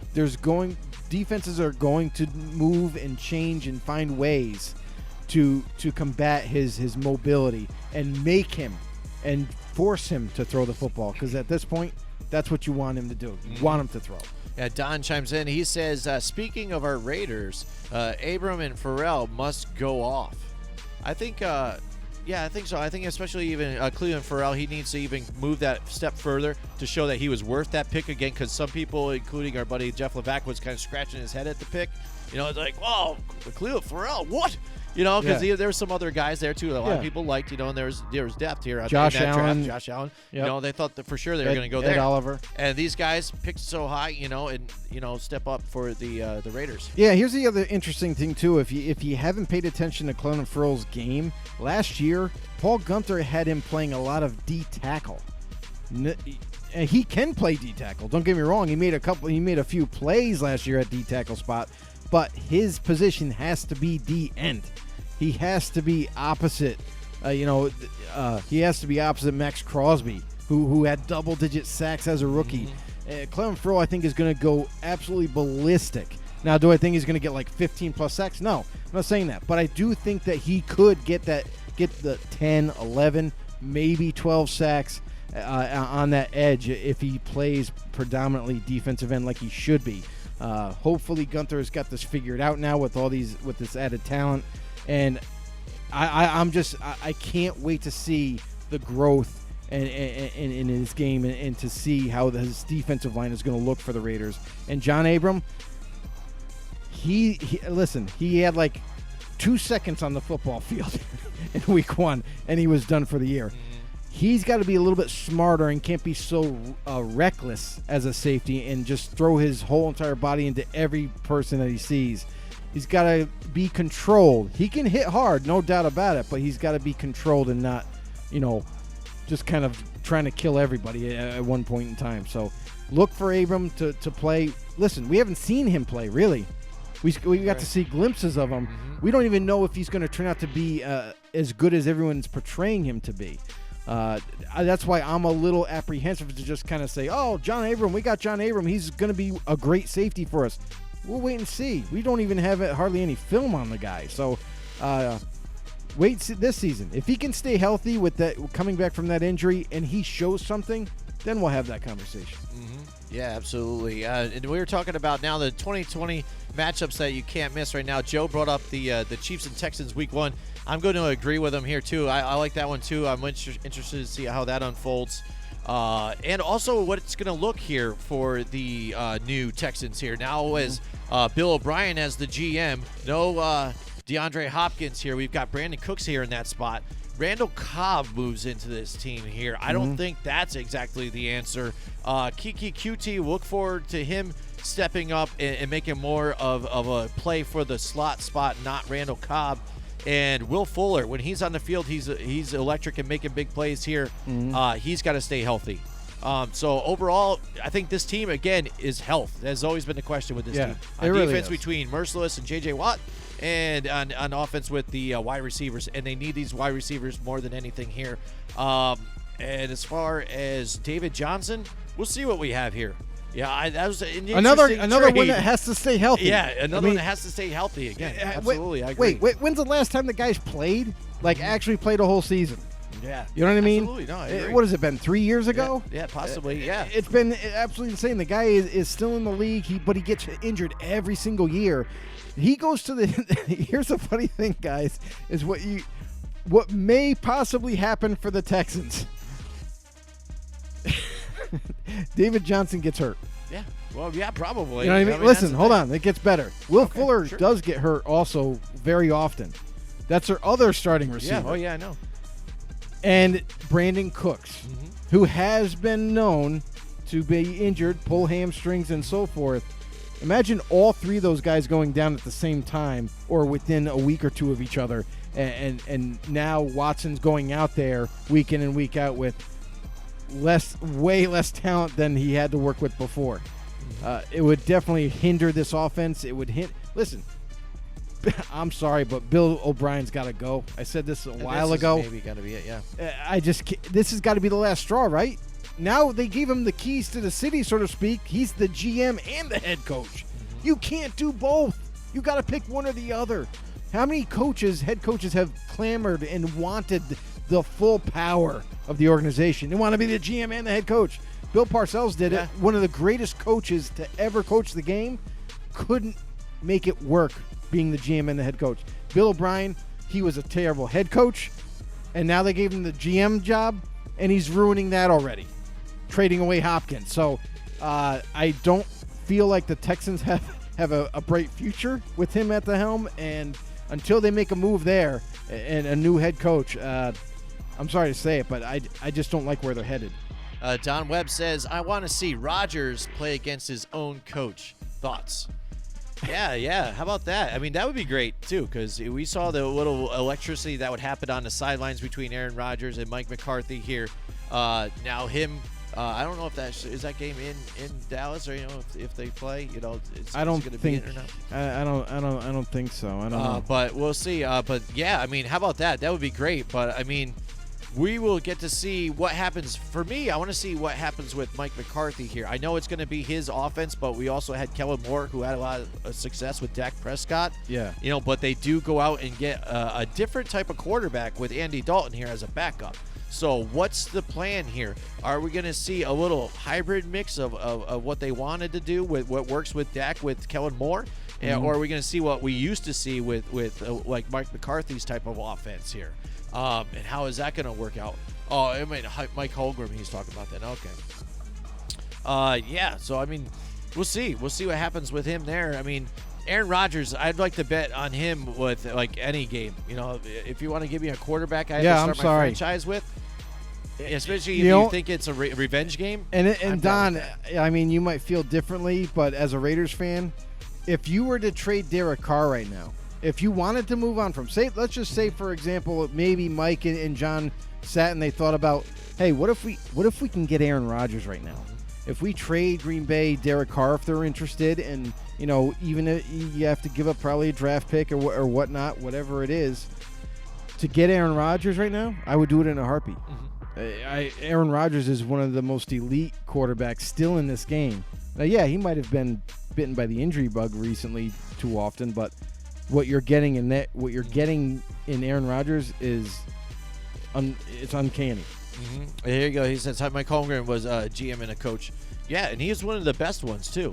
I mean, is he in the Hall of Fame yet? He probably should be, I think. I don't know. He's a very productive coach and for the Packers for a long time and got them championships along with, I think, when Brett Favre was there. So, and then he later moved on to Seattle, I think it was, the Seattle Seahawks as part of them. So, I mean, a long career and with success. So, I think he's a great GM and coach as well. So, I mean, it's a very short list. If you want to try and bring him up, I got to understand completely. But one thing we all should probably know, Bill O'Brien ain't in it. He ain't in it. I mean, he's successful as a head coach. Because if you even look at what those teams are, everybody, if you look at the Houston Texans in the last decade, one thing with narrative you could say about the Houston Texans is underachieved. They've made it to the playoffs, and they've expected to go further, but they never have. They're almost the epitome of what Cowboys fans are probably thinking. Get there, but they can't get that first win or further on to get to the promised land. You know what I'm saying? You got to take me there. Don Webb says, I like Carr, but he must run when necessary. Bill No Brain. He's dropping a bunch of them. Absolutely. Here we go. So, yeah. And I agree, Don. I do agree. He needs to run when it's necessary and everything. And I just don't think that Carr is comfortable, I'll say, because of being injured in the past, like 2 years ago. That I think plays in his mind a little bit when he's being asked to make those plays happen.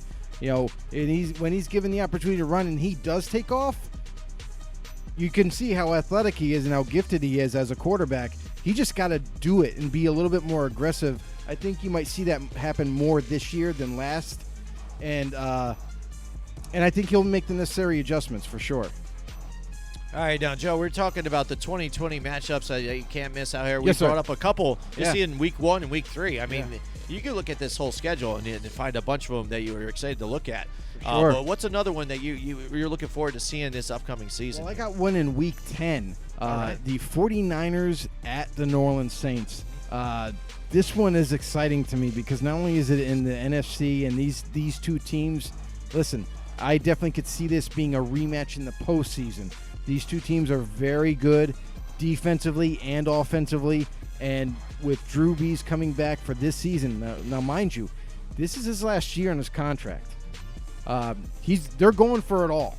They brought in Emmanuel Sanders to team him up with Michael Thomas. That's a really nice duo right there. And also you got Jared Cook at tight end.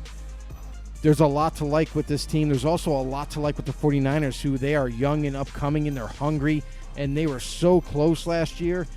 And to let it slip away, they are even hungrier than before. So this clash right here in New Orleans, I can't wait for this game. It's not a primetime game, even though I think it should have been. But 4:25 kickoff, can't wait until this happens. Yeah, it's Saints, they're going all in, like you said. I mean, they went and they got Jameis Winston as their backup here. They did restructure and sign Taysom Hill for another deal, too. Who cares? Yeah, I know. So they've already said, basically, on that whole thing that, they don't see him as their backup. He is their Right. multi-tool kind of guy, Yep. special teams kind of thing they're going to do, and that's what they're paying him for right away. So, I mean, that's going to be an interesting matchup, like you just said. Don Webb says here, Saints versus Tampa Bay 2 times. Yeah.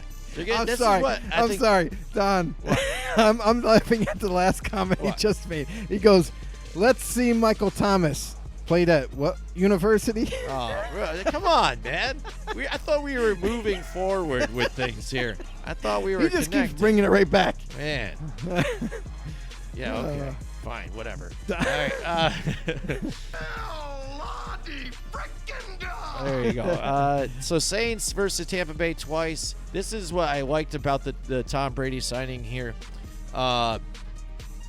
He gets to go against the Saints twice. Drew Brees, somebody that I think we've kind of compared him to with stats and one of the greatest of all time.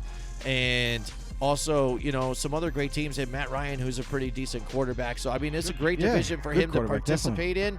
And we get to see this twice at least a year. And then potentially again in the playoffs. So, I like it set up here, with this kind of rivalry. It's probably just going to be, like you said, Drew Brees, he's here for this season. Tom Brady, he's supposed to go, did he sign 2 years, was it? Or 3 years? I can't remember, but let's be honest. basically, It's you're a getting year-by-year this season basis. to see this. It's So a you year get by to see year. it this season, this type of deal happened. It's just like with Peyton and Tom. Duke it out one last time this season and see how it goes. Tampa Bay, see how that offense is run when the quarterback's actually throwing it to his own teammates and not the others. And moving forward, I mean, that's an exciting game, too, that I think people are going to find very intriguing. And he goes, I'm sorry. Don's cracking dude, me we're up. throwing all kinds of. I love this. This is great. He goes, I live in a van down by the river. Yes. I Eating love it. government cheese. Yes, there you go. I love it. It's gonna be legend. Wait for it. Dairy. Yeah, it's going to be a legendary matchup, dude, definitely. You said it right before it happened. Yeah. I'm excited about it. funny. I'm sorry. All right, so I'm agreeing with Don too. Those are some great matchups here too. I originally had him on my list, and then I'm like, you know what? think I don't a few know. I'm not people going to are gonna say overhype that Tampa too, Bay but- right now.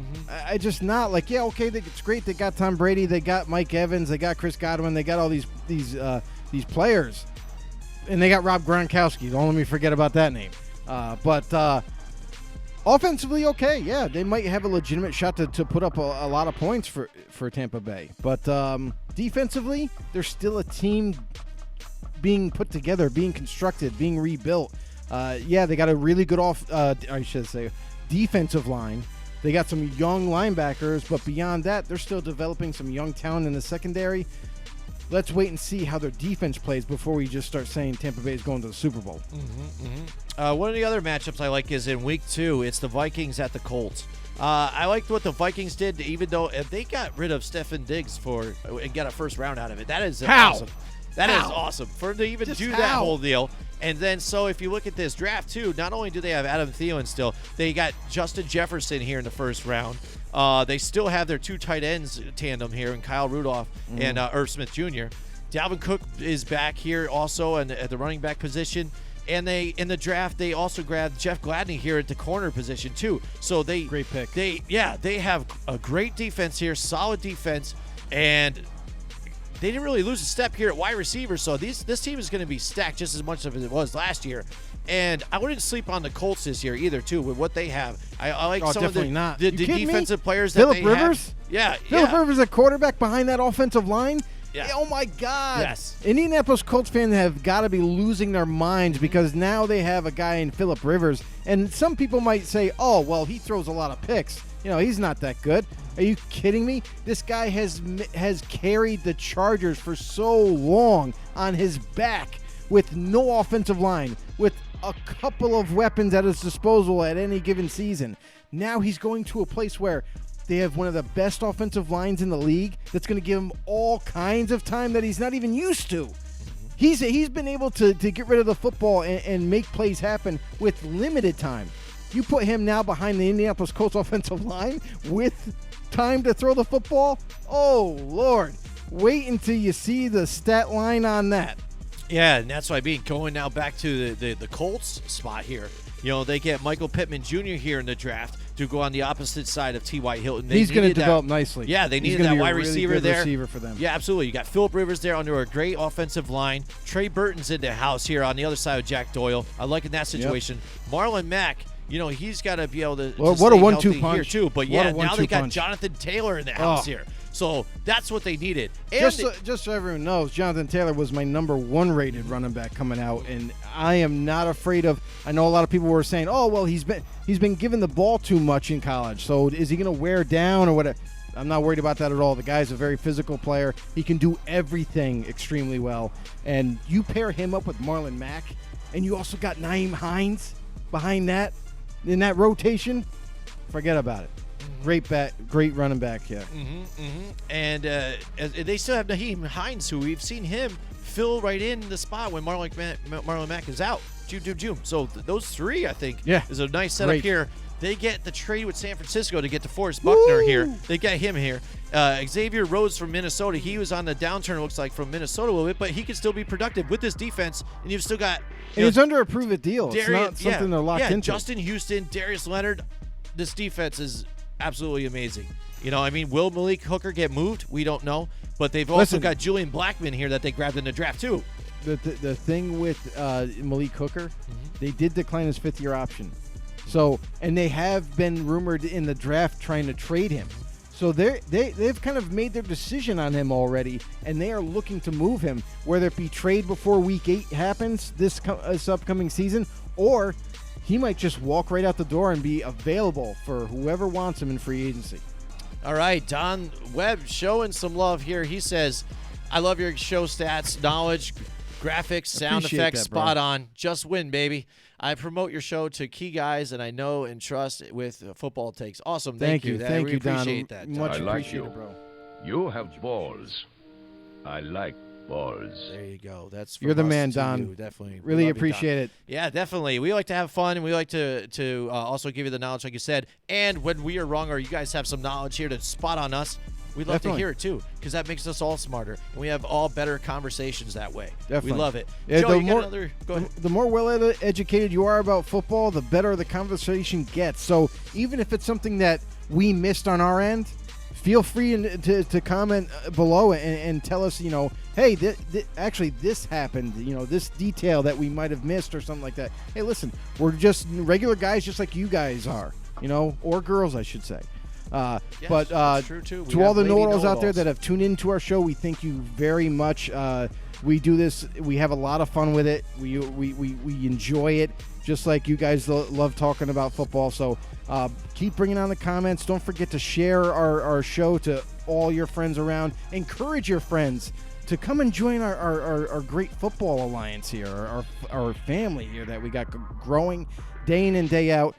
We have 520 plus members on Facebook and growing. We got people on YouTube. We don't have as many subscribers yet, but we're hoping that with your help, you can help us grow that as well. But go Football on the Know show on YouTube. Encourage your friends to hop over there. Just a little tap around that subscribe button and lock yourself in as a know-it-all. And also hit the notification bell to get all our latest and greatest updated content, as well as on Twitter at FB_know to get all the news coming around the league. And we try to keep up with that as much as possible. Really appreciate you guys. Thank you so much. Don Webb. First of all, I got to get to Don Webb. He says 15 miles from the Black Star. Nice. And I like Greg Schreiner says, you guys are football nerds, and I fucking love it. I love it. Yes, I love Appreciate this that, shit. Greg. Yeah, definitely. Thanks, Greg. What's Boom, going we on, love it Greg, too. by Yeah, the way? Greg Schreiner in the house. Greg just popped in. Definitely, yeah. It's Greg, always let me a good ask you time. this real quick. Now that I have your ear, no pun intended, what do you think about your Bills this year? Do you think they can take that division now that Tom Brady has moved on? Let me know. Yeah, it's going to be, I think, a tighter. You would think it's going to be a tighter division. Because you look at the way last it year, is. okay? Remember, the one game that Josh Allen got knocked out of, right? Mm-hmm. When they were on their way, they were driving down the football field to win that game. Mm-hmm. And it was an illegal hit. Let's just say that and get that out of the way. Illegally. Mm-hmm. But then when he gets knocked out, all kind of hope got lost there. Because then you had Matt Barkley coming in to try to carry the team. Didn't happen very well. So now that they don't have to worry about Tom Brady and his listen, Tom Brady, phenomenally smart quarterback. He just knew what to do with the football when he was with the Patriots. Now they're getting a young Jared. Is it Jared? Jarrett Stidham. Jarrett Stidham. Jarrett Yeah. Stidham. Listen, he hasn't really started. He's come in. He's actually come in off the bench and played and did a fairly good job, but hasn't started the whole season. So let's see what happens when he gets, dips his toes in the water here of the NFL and see week in and week out. Is he going to be consistent like Tom was, or is he going to have ups and downs? So I really do look forward to the Bills. Absolutely, Herman. Thank you. Appreciate that. I absolutely look forward to the Bills because the Bills, they got a great defense. They got a more prolific offense with Stephon Diggs now also being added there. I think Josh Allen is absolutely loving his weapons that he's going to be throwing to, and an improved offensive line. Watch out. Yeah, definitely. Stephon Diggs there. I love that move there. Now it makes some of the other guys a little more dangerous too, I think. Don Webb, break a table in Buffalo's tailgating greatness. There you go, showing some love to the Bills There you go, Mafia. Bills Mafia. Greg Schreiner, I still think the Pats are the team still. Okay. Bill is a mastermind. I can only hope that the Bills progress to be able to dominate that division. I'm leaning on history and I can't count out the Pats. That's true. It's a true statement. But, I mean, you got to like the fact that Tom Brady's moved on. And Bill might be a mastermind on defense. But even with Bill's mastermind last year, you guys had him on the edge. That's all I'm saying. And I think you could pull it off this year now that Tom isn't there to be able to come back with that offense. Yeah, I mean, you got to just like your chances, you would think. Again, have to. because one of, say, it's always been, it's like Bonnie and Clyde or whatever, or just something, like two tandems. One of them's gone now. So you think now you could take one of them on, that's your chance. You know what I'm saying? Yeah. And everybody's looking this year like, is this what we're going to see? Are we going to see Tom Brady here play better here in Tampa, or are we going to see the Patriots still move on without him? What's the narrative going to be? Well, Bill was more of the reason why they won, or Tom was more of the reason why they won those Right. championships. It's going to be answered a little bit this season, we think, and that's what the narrative's going to be. And I think the Bills Mafia here and the Buffalo Bills want to be part of that. And I'll tell you right dictate now, that. the one matchup that I'm really looking forward to in that game is Stephon Gilmore versus Stephon Diggs. Stephon Diggs, yeah. I can't wait for that. That's going to be fun. Stephon, so I like it. Definitely, dude. Definitely. All right, so yeah, Greg, you're on here. What's one of the most intriguing games or a can't-miss game this season for you in 2020? It's probably a bunch of the Bills ones, but Bills-Patriots. I thought even there was a bunch out there. Maybe even the Bills-Rams, I think, would be a nice matchup. I want to see how those guys play each Don other. just commented, he goes, Bills will win their division, wagering my stimulus package on it. Oh, there you go. He's Hey, dropping complete it down confidence. there. Yeah, he's on it, man. Definitely. So, yeah, he's a wagering man, and that's what he says. He's putting his money where his mouth is, so you can't blame him for that. You know what I'm saying? All right, Greg says Chiefs versus Bills. That's going to be a good test for yeah, sure. that should be good too. Yeah. Yeah. And I think that's with this team, the only question for the Bills is, again, where is Josh Allen going to be in this next coming season too? We've seen the athletic ability that he has. We know he has the strong arm. What's he going to be now this year, even progressing a little further? It can only be better, especially with the more weapons that he has around him. Yeah, and the other thing, too, is like going for in the near future, keep upgrading that offensive line to help him be able to have more time in the pocket instead of having to utilize his legs more. And that was kind of something that they struggled, from time to time last year, is just not being able to give him enough time to drop back, 5-7 step drop before he had to deliver the football. Now you got to be able to find ways, even if you bring in a tight end to double team a pass rusher that's giving you fits, or doing double tight end sets, something like that to kind of help him establish more time in the pocket and let him develop that way in passing the football. Definitely. What's another game that you have here that you're looking forward to, Joe? You have one more over there? Let me look at You my look- you notes. look for it, Why don't you tell me yours? Sorry, I'll just tell you mine here. I'm looking at Week 17. The last week of the season here, we've got Seahawks at the 49ers. It isn't where, it's the 12th man here, but 49ers at home, Seahawks, another stellar team. These two are going to be fighting for a playoff spot. I can see it right here. Jimmy G and the boys, trying to get it back to the promised land. Can they do it again? That great defensive line here, even without DeForest Buckner, they added extra players in there. Javon Kinlaw. Yeah, boom, a bunch of guys. And so It's going to develop nicely for the San Francisco 49ers. You watch. right, and there you go. So Seahawks, 49ers, it's going to be a knockout, drag it out. We saw it last year in both games that they played. It was right down to the wire who's going to come out with this win, and this one could have playoff implications here on here. I like this. For sure. That's a good one. There you go. And Don Webb Don says goes- here, Winers, Seahawks win in the house. There you go. Seahawks all day. There's no love lost between Raiders and 49ers fans. Yeah, exactly. There you go. And what's funny is because even that, one of the games last year, when Joe and I were doing our competition, all these games mattered. We were getting close, and it was like this and this. So I'm watching that game with and that would happen to be the last game where I think the 49ers just barely came through, scored the last one. Yeah, Russell they were Wilson ahead. was driving, I Yeah. think, and then I Yeah. think just failed or missed the guy or something right at Yeah. the end. It was Yeah. just right up to the last Yeah. wire, the last throw. That's what I like about these types of games, the rivalry games. For It's going to sure. be intense. What about you? You got one more here for Oh, us? yeah, I got one more here, and that is none other than the Chiefs at New Orleans.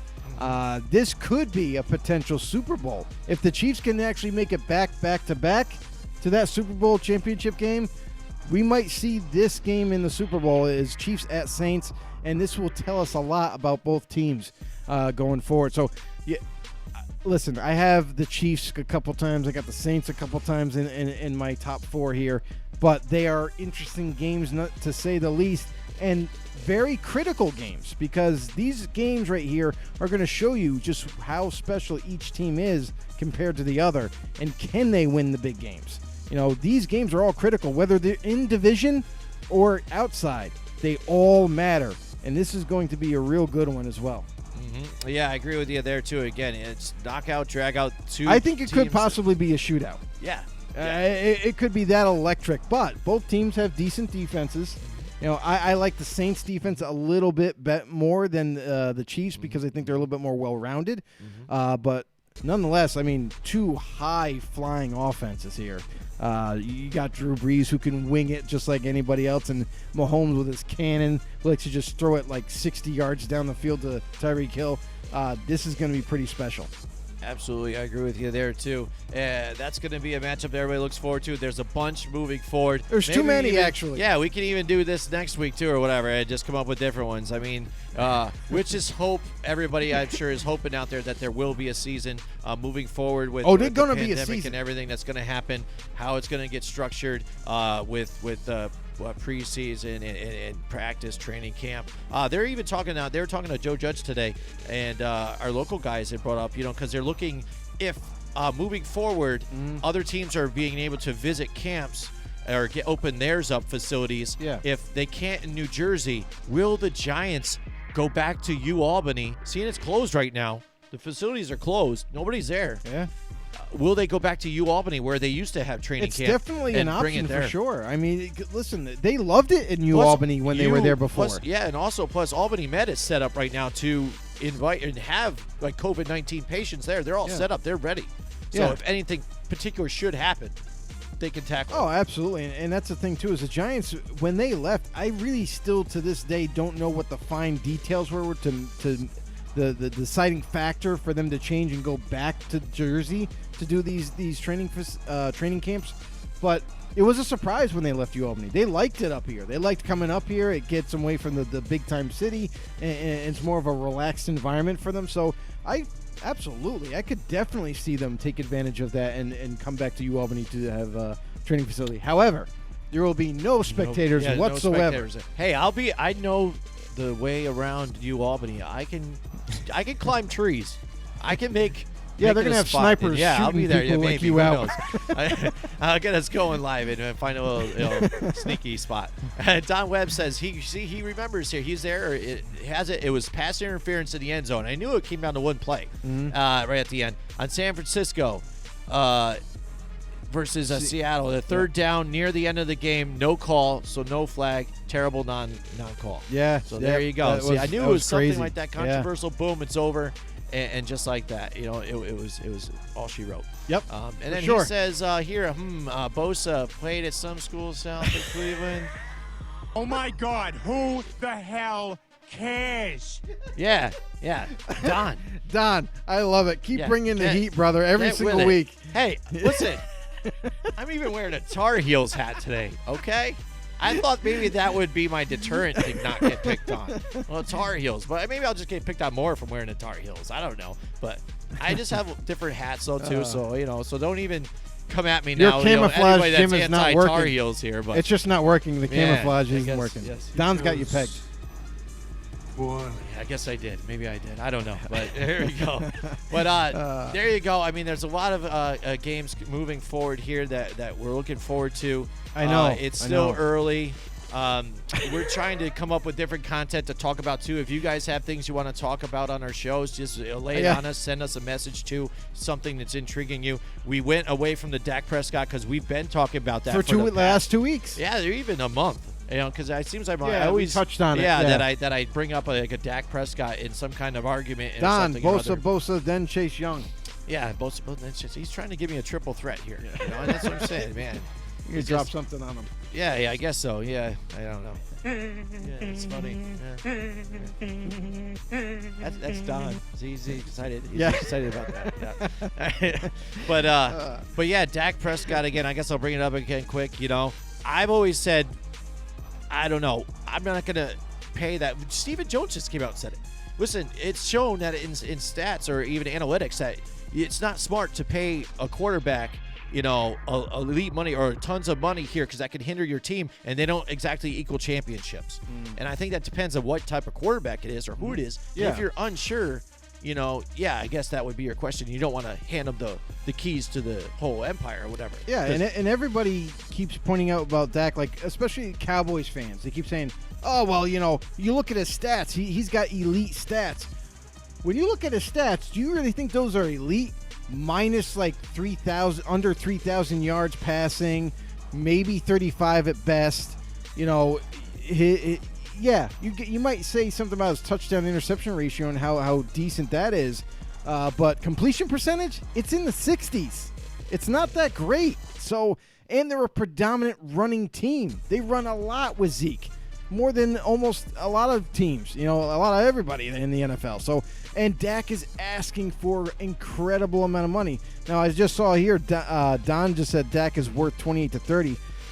I don't think he's worth 28 to 30, to be honest. I mean, he's not a guy that's going to carry your team. We've seen it time in and time out. When the game's on the line and they're behind, that's when they struggle. Dak cannot carry them to drive them down the football field and win the game.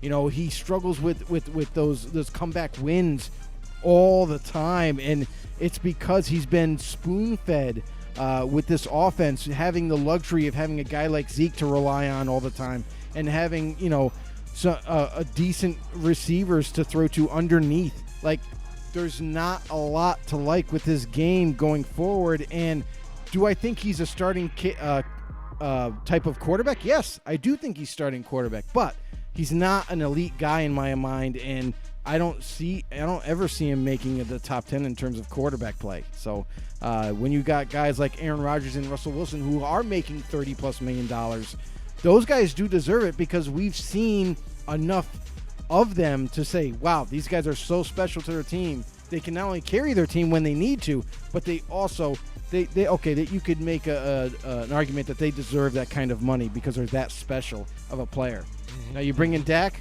I'm sorry, Dak to me is not that guy, and I do think Dallas Cowboys, yes, they absolutely want to lock him up to be their starter. They love him, their fans love him and everything, and he works in that offense. He works great in that offense. However, do you really, as a franchise, we've seen this before play out where teams move on from stars and they get a lot of compensation in return to help build this team even further versus paying oodles of amount of money to one player and crippling your cap for the future, and then your team falls apart. So I think you're starting to see that with the Dallas Cowboys, and they got a lot more guys they got to re-sign in the near future. You look at Jalen Smith. They're one of the best middle linebackers in the league. He's going to expect some big money as well. Yeah, and he says Dak wants $38 to $40 million. No way he's worth it. Oh, absolutely. I mean, that's exactly. the thing. And that's what he's waiting for. Listen, Cowboys want to get this deal done quick because they don't want to wait for, other quarterbacks to sign now. Because if they get deals like $35 million, $36 million a year, you know what Dak is saying? Oh, no. Keep going up, man. Let me get higher. Let me get to that 40 mark. We already seen Patrick Mahomes. Listen, the Cowboys want to get the deal done before Mahomes gets his. Because Mahomes is going to probably most likely make close to 40. With it in 2 years, he's a Super Bowl winner. I don't know, man. Yeah, Don Webb says Zeke rolled up the college football playoffs 3 straight 200-yard games from the Ohio State University. Well, Don. You are a smelly pirate hooker. Yeah, you're a smelly pirate hooker, all right? Boy. What do you think of that? That escalated quickly. Yeah. I mean, that really got out of hand fast. Yeah, let's take that. All right, getting under your skin a little bit. Yeah, no. All right, Greg says we talked about maybe bringing up segments you guys want to hear too. Greg comes up with a good idea here too. Okay. Can you do segments that include the possible 1-2 punch in teams' backfields for fantasy reasons? Like talk about who you think will be 1, 2, 3. I think we could do some fantasy. Yeah. We kind of steered away from fantasy last season, I think, a little bit. We touched on it much. a little bit last year. But yeah, we could do some more fantasy segments and stuff like that and jump back on that. For sure, definitely. I know if people want to hear that, we will definitely do some more of that. And who else we got chiming in here on the chat box, Joe? Oh, we got Jonathan Dortz. All right, he's in there. Cam Newton to New England. What's your guys' thoughts? We've thought about that a lot. We thought about that an awful lot, but I just don't think it fits Cam Newton. Yes, more fantasy. Okay, no problem. Okay, hey, you guys, listen. Yes, okay. That's what good. part of this is. What it's all about. You guys give us feedback, and we're gonna follow through for you. But you know what? Maybe I'll do a fantasy league this year, just for the hell of it, Joe. Stop, dude. I'm sorry. How many years have I asked you in a row? I don't know, multiple. Yeah, you can't count that high. Yeah. So anyway, about going back to Cam Newton to New England, I just don't see it as a fit like some others do. I know everyone's kind of keep pushing that idea that Cam would fit greatly in New England and he would be great. Here's the thing that I have a problem with Cam is I just don't think that he has the acumen, the enough intelligence to take on that playbook that is super complex.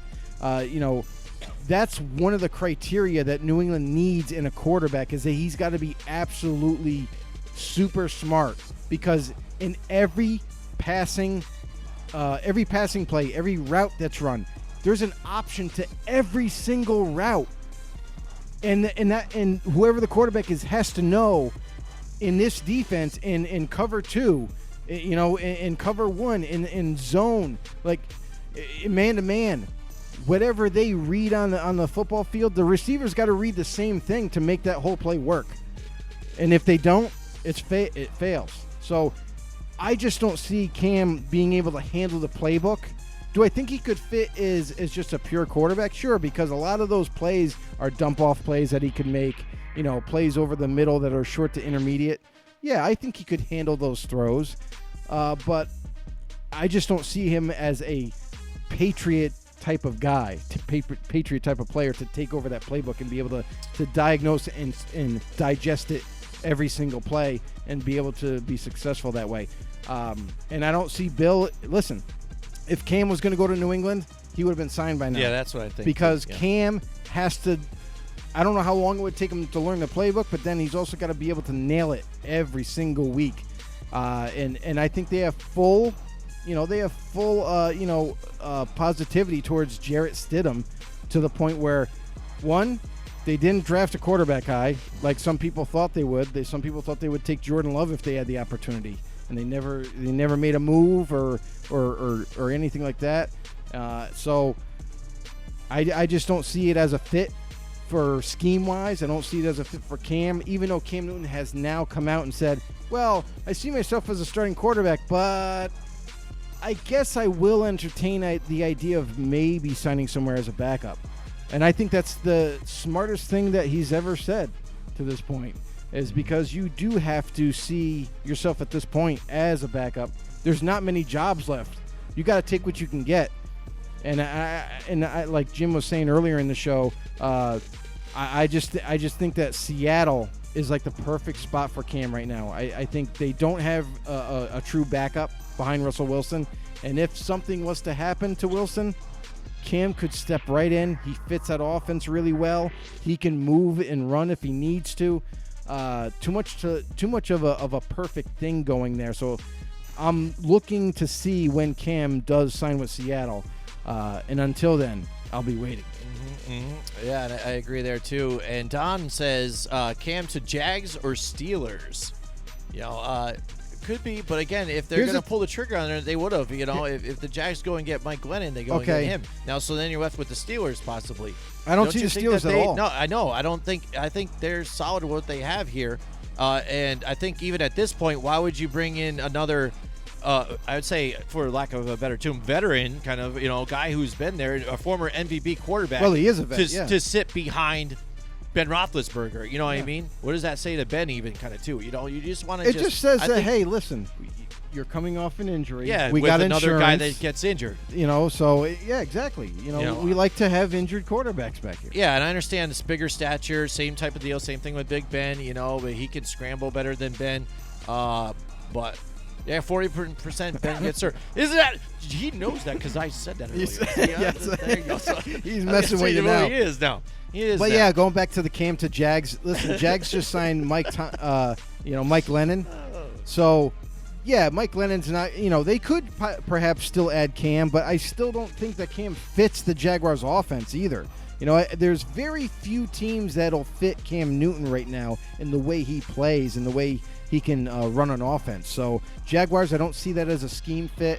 And now that they've already made a decision to go with Glennon, listen, they picked Glennon over Cam, who was still out there. And maybe it definitely does become a part of, well, how much is Cam asking now? If he's willing to be a backup, what kind of contract is he asking for? He might still be asking for too much as a backup, which is rubbing teams the wrong way, and they're just like, no, I'm out. I'm brushing my hands off. I'm all done. I'm not even going to bother with this guy. So, I just don't see either team going after him at this point. And Cam is going to have to find a team that, listen, Seattle has been open. Listen, I heard this before, is that, Pete Carroll and the Seattle Seahawks, they're open to maybe even giving Cam a phone call. Maybe perhaps, tantalizing this offer to him and bringing him in. And I think it would be a great move for Seattle. I think it would be a slam dunk. It would work out great. Yeah, I think it would be good, though. There you go. Sorry, I borrowed your stat on Big Ben. There you go. Well, there you go. But now somebody who just joined our show tonight, just started watching, now they know. So there you go. That's right. The Jonathan Duarte just said, true, Seattle would be perfect for Cam. Yeah, I mean, it just makes too much sense. All right, absolutely. And earlier when we were talking about fantasy football, Jonathan also said, yes, more fantasy. Don says, I am a fantasy champ team. Named C2E equals commitment to excellence. I like it. So I just had a great idea, I think, Joe. You did. You had a great idea. Retard alert. Yeah. How about we get champions from different leagues that watch our show and make a league of champions? Yeah, I like a fantasy football league of champions. I like it. To see who's the real fantasy champion. I like it. You like that one? I like that one. I think that one's a good idea. So I think maybe somehow along the lines in the next couple of weeks, somehow we'll get everybody's. Well, you guys are all followers, so you're part of our group, or even you're on YouTube. We all will somehow maybe even get a hold of each other, info, and then maybe we'll get this going. An online, Don's down. He's ready. Down. He's all He ready. is ready to do it. So that's what we'll do. We'll get, a 10-man, 10 champions, and we'll throw down and get it going. What do you think? I think that sounds like a good idea. I like it, bro. Now, what league would you want to use? You want to use ESPN, or you want to use NFL, or what? What do you guys use out there? Do you guys what's your fantasy you usually go through for your fantasy teams? Let us know there too. See what's openly open for everybody. Gotta go ESPN. Yeah, but we'll get it going. They got a great. Get the It's great the way they have everything set up and all. Yeah, so I mean, I can't be part of that team because I don't play fantasy anymore. But I'm not a champion either. I've been to the big game plenty of times, but just couldn't get it done. I'm the Buffalo Bills. Take that. Oh, sorry, Greg. Schreiner. that was a low blow. All right, there we go. All right, then he goes. Cam said that he is a starter, according to him. And then Don also said down with that Yahoo is easy. So there we go. We'll throw it out there next couple weeks here. We'll get us a situation, see what everybody thinks. We'll agree on one, and then we'll get it going. I think that's a good idea. I can't believe I just came up with ideas. Sometimes you can't believe that. Yeah, I can't. I believe you came up with an idea. Yeah, it was just crazy. You come up with good ideas, bro. Dude, it was. It was just like boom in my head. I was like, oh, there it was, and then it fizzled out. But here we go. We'll see what happens. But that's it for our show tonight. I hope you guys enjoyed it. We are right on the 2-hour mark. Holy crap, Joe. We did it. Great job. All right, we thank everybody for joining us tonight. We had a lot of fun. Sir. This was awesome. Thank you, Thank you for joining us. Don Webb, always a pleasure. On YouTube, if you guys are on Facebook and you even find it easier, if you're on YouTube also, just subscribe to us on YouTube too. And you can just watch us on YouTube so you don't have to open up your Facebook app and stuff like that. Go right to YouTube, watch us there. Know-it-alls. How would you feel about some Football on the Know merch? Yeah. We're in the middle point here of coming out with some T-shirts. Mm-hmm. Let us know in the comments below if you would be interested or whatever, and we'll end up hitting you up later. Or, I'm getting the ball. That's rolling. what my stimulus money's going to. We're getting merch going. We're gonna start rocking it out there. So what do you guys? And we will let you guys know about that moving forward too. If you're interested, we'll get that going for everybody. But so pictures far, again, to come soon. Yeah, definitely. So, all right, thanks a lot. Thanks for joining us, and we will see you guys next time. Join us next week from 8 till 10 Wednesday night for more Football on the Know with Jim and Joe.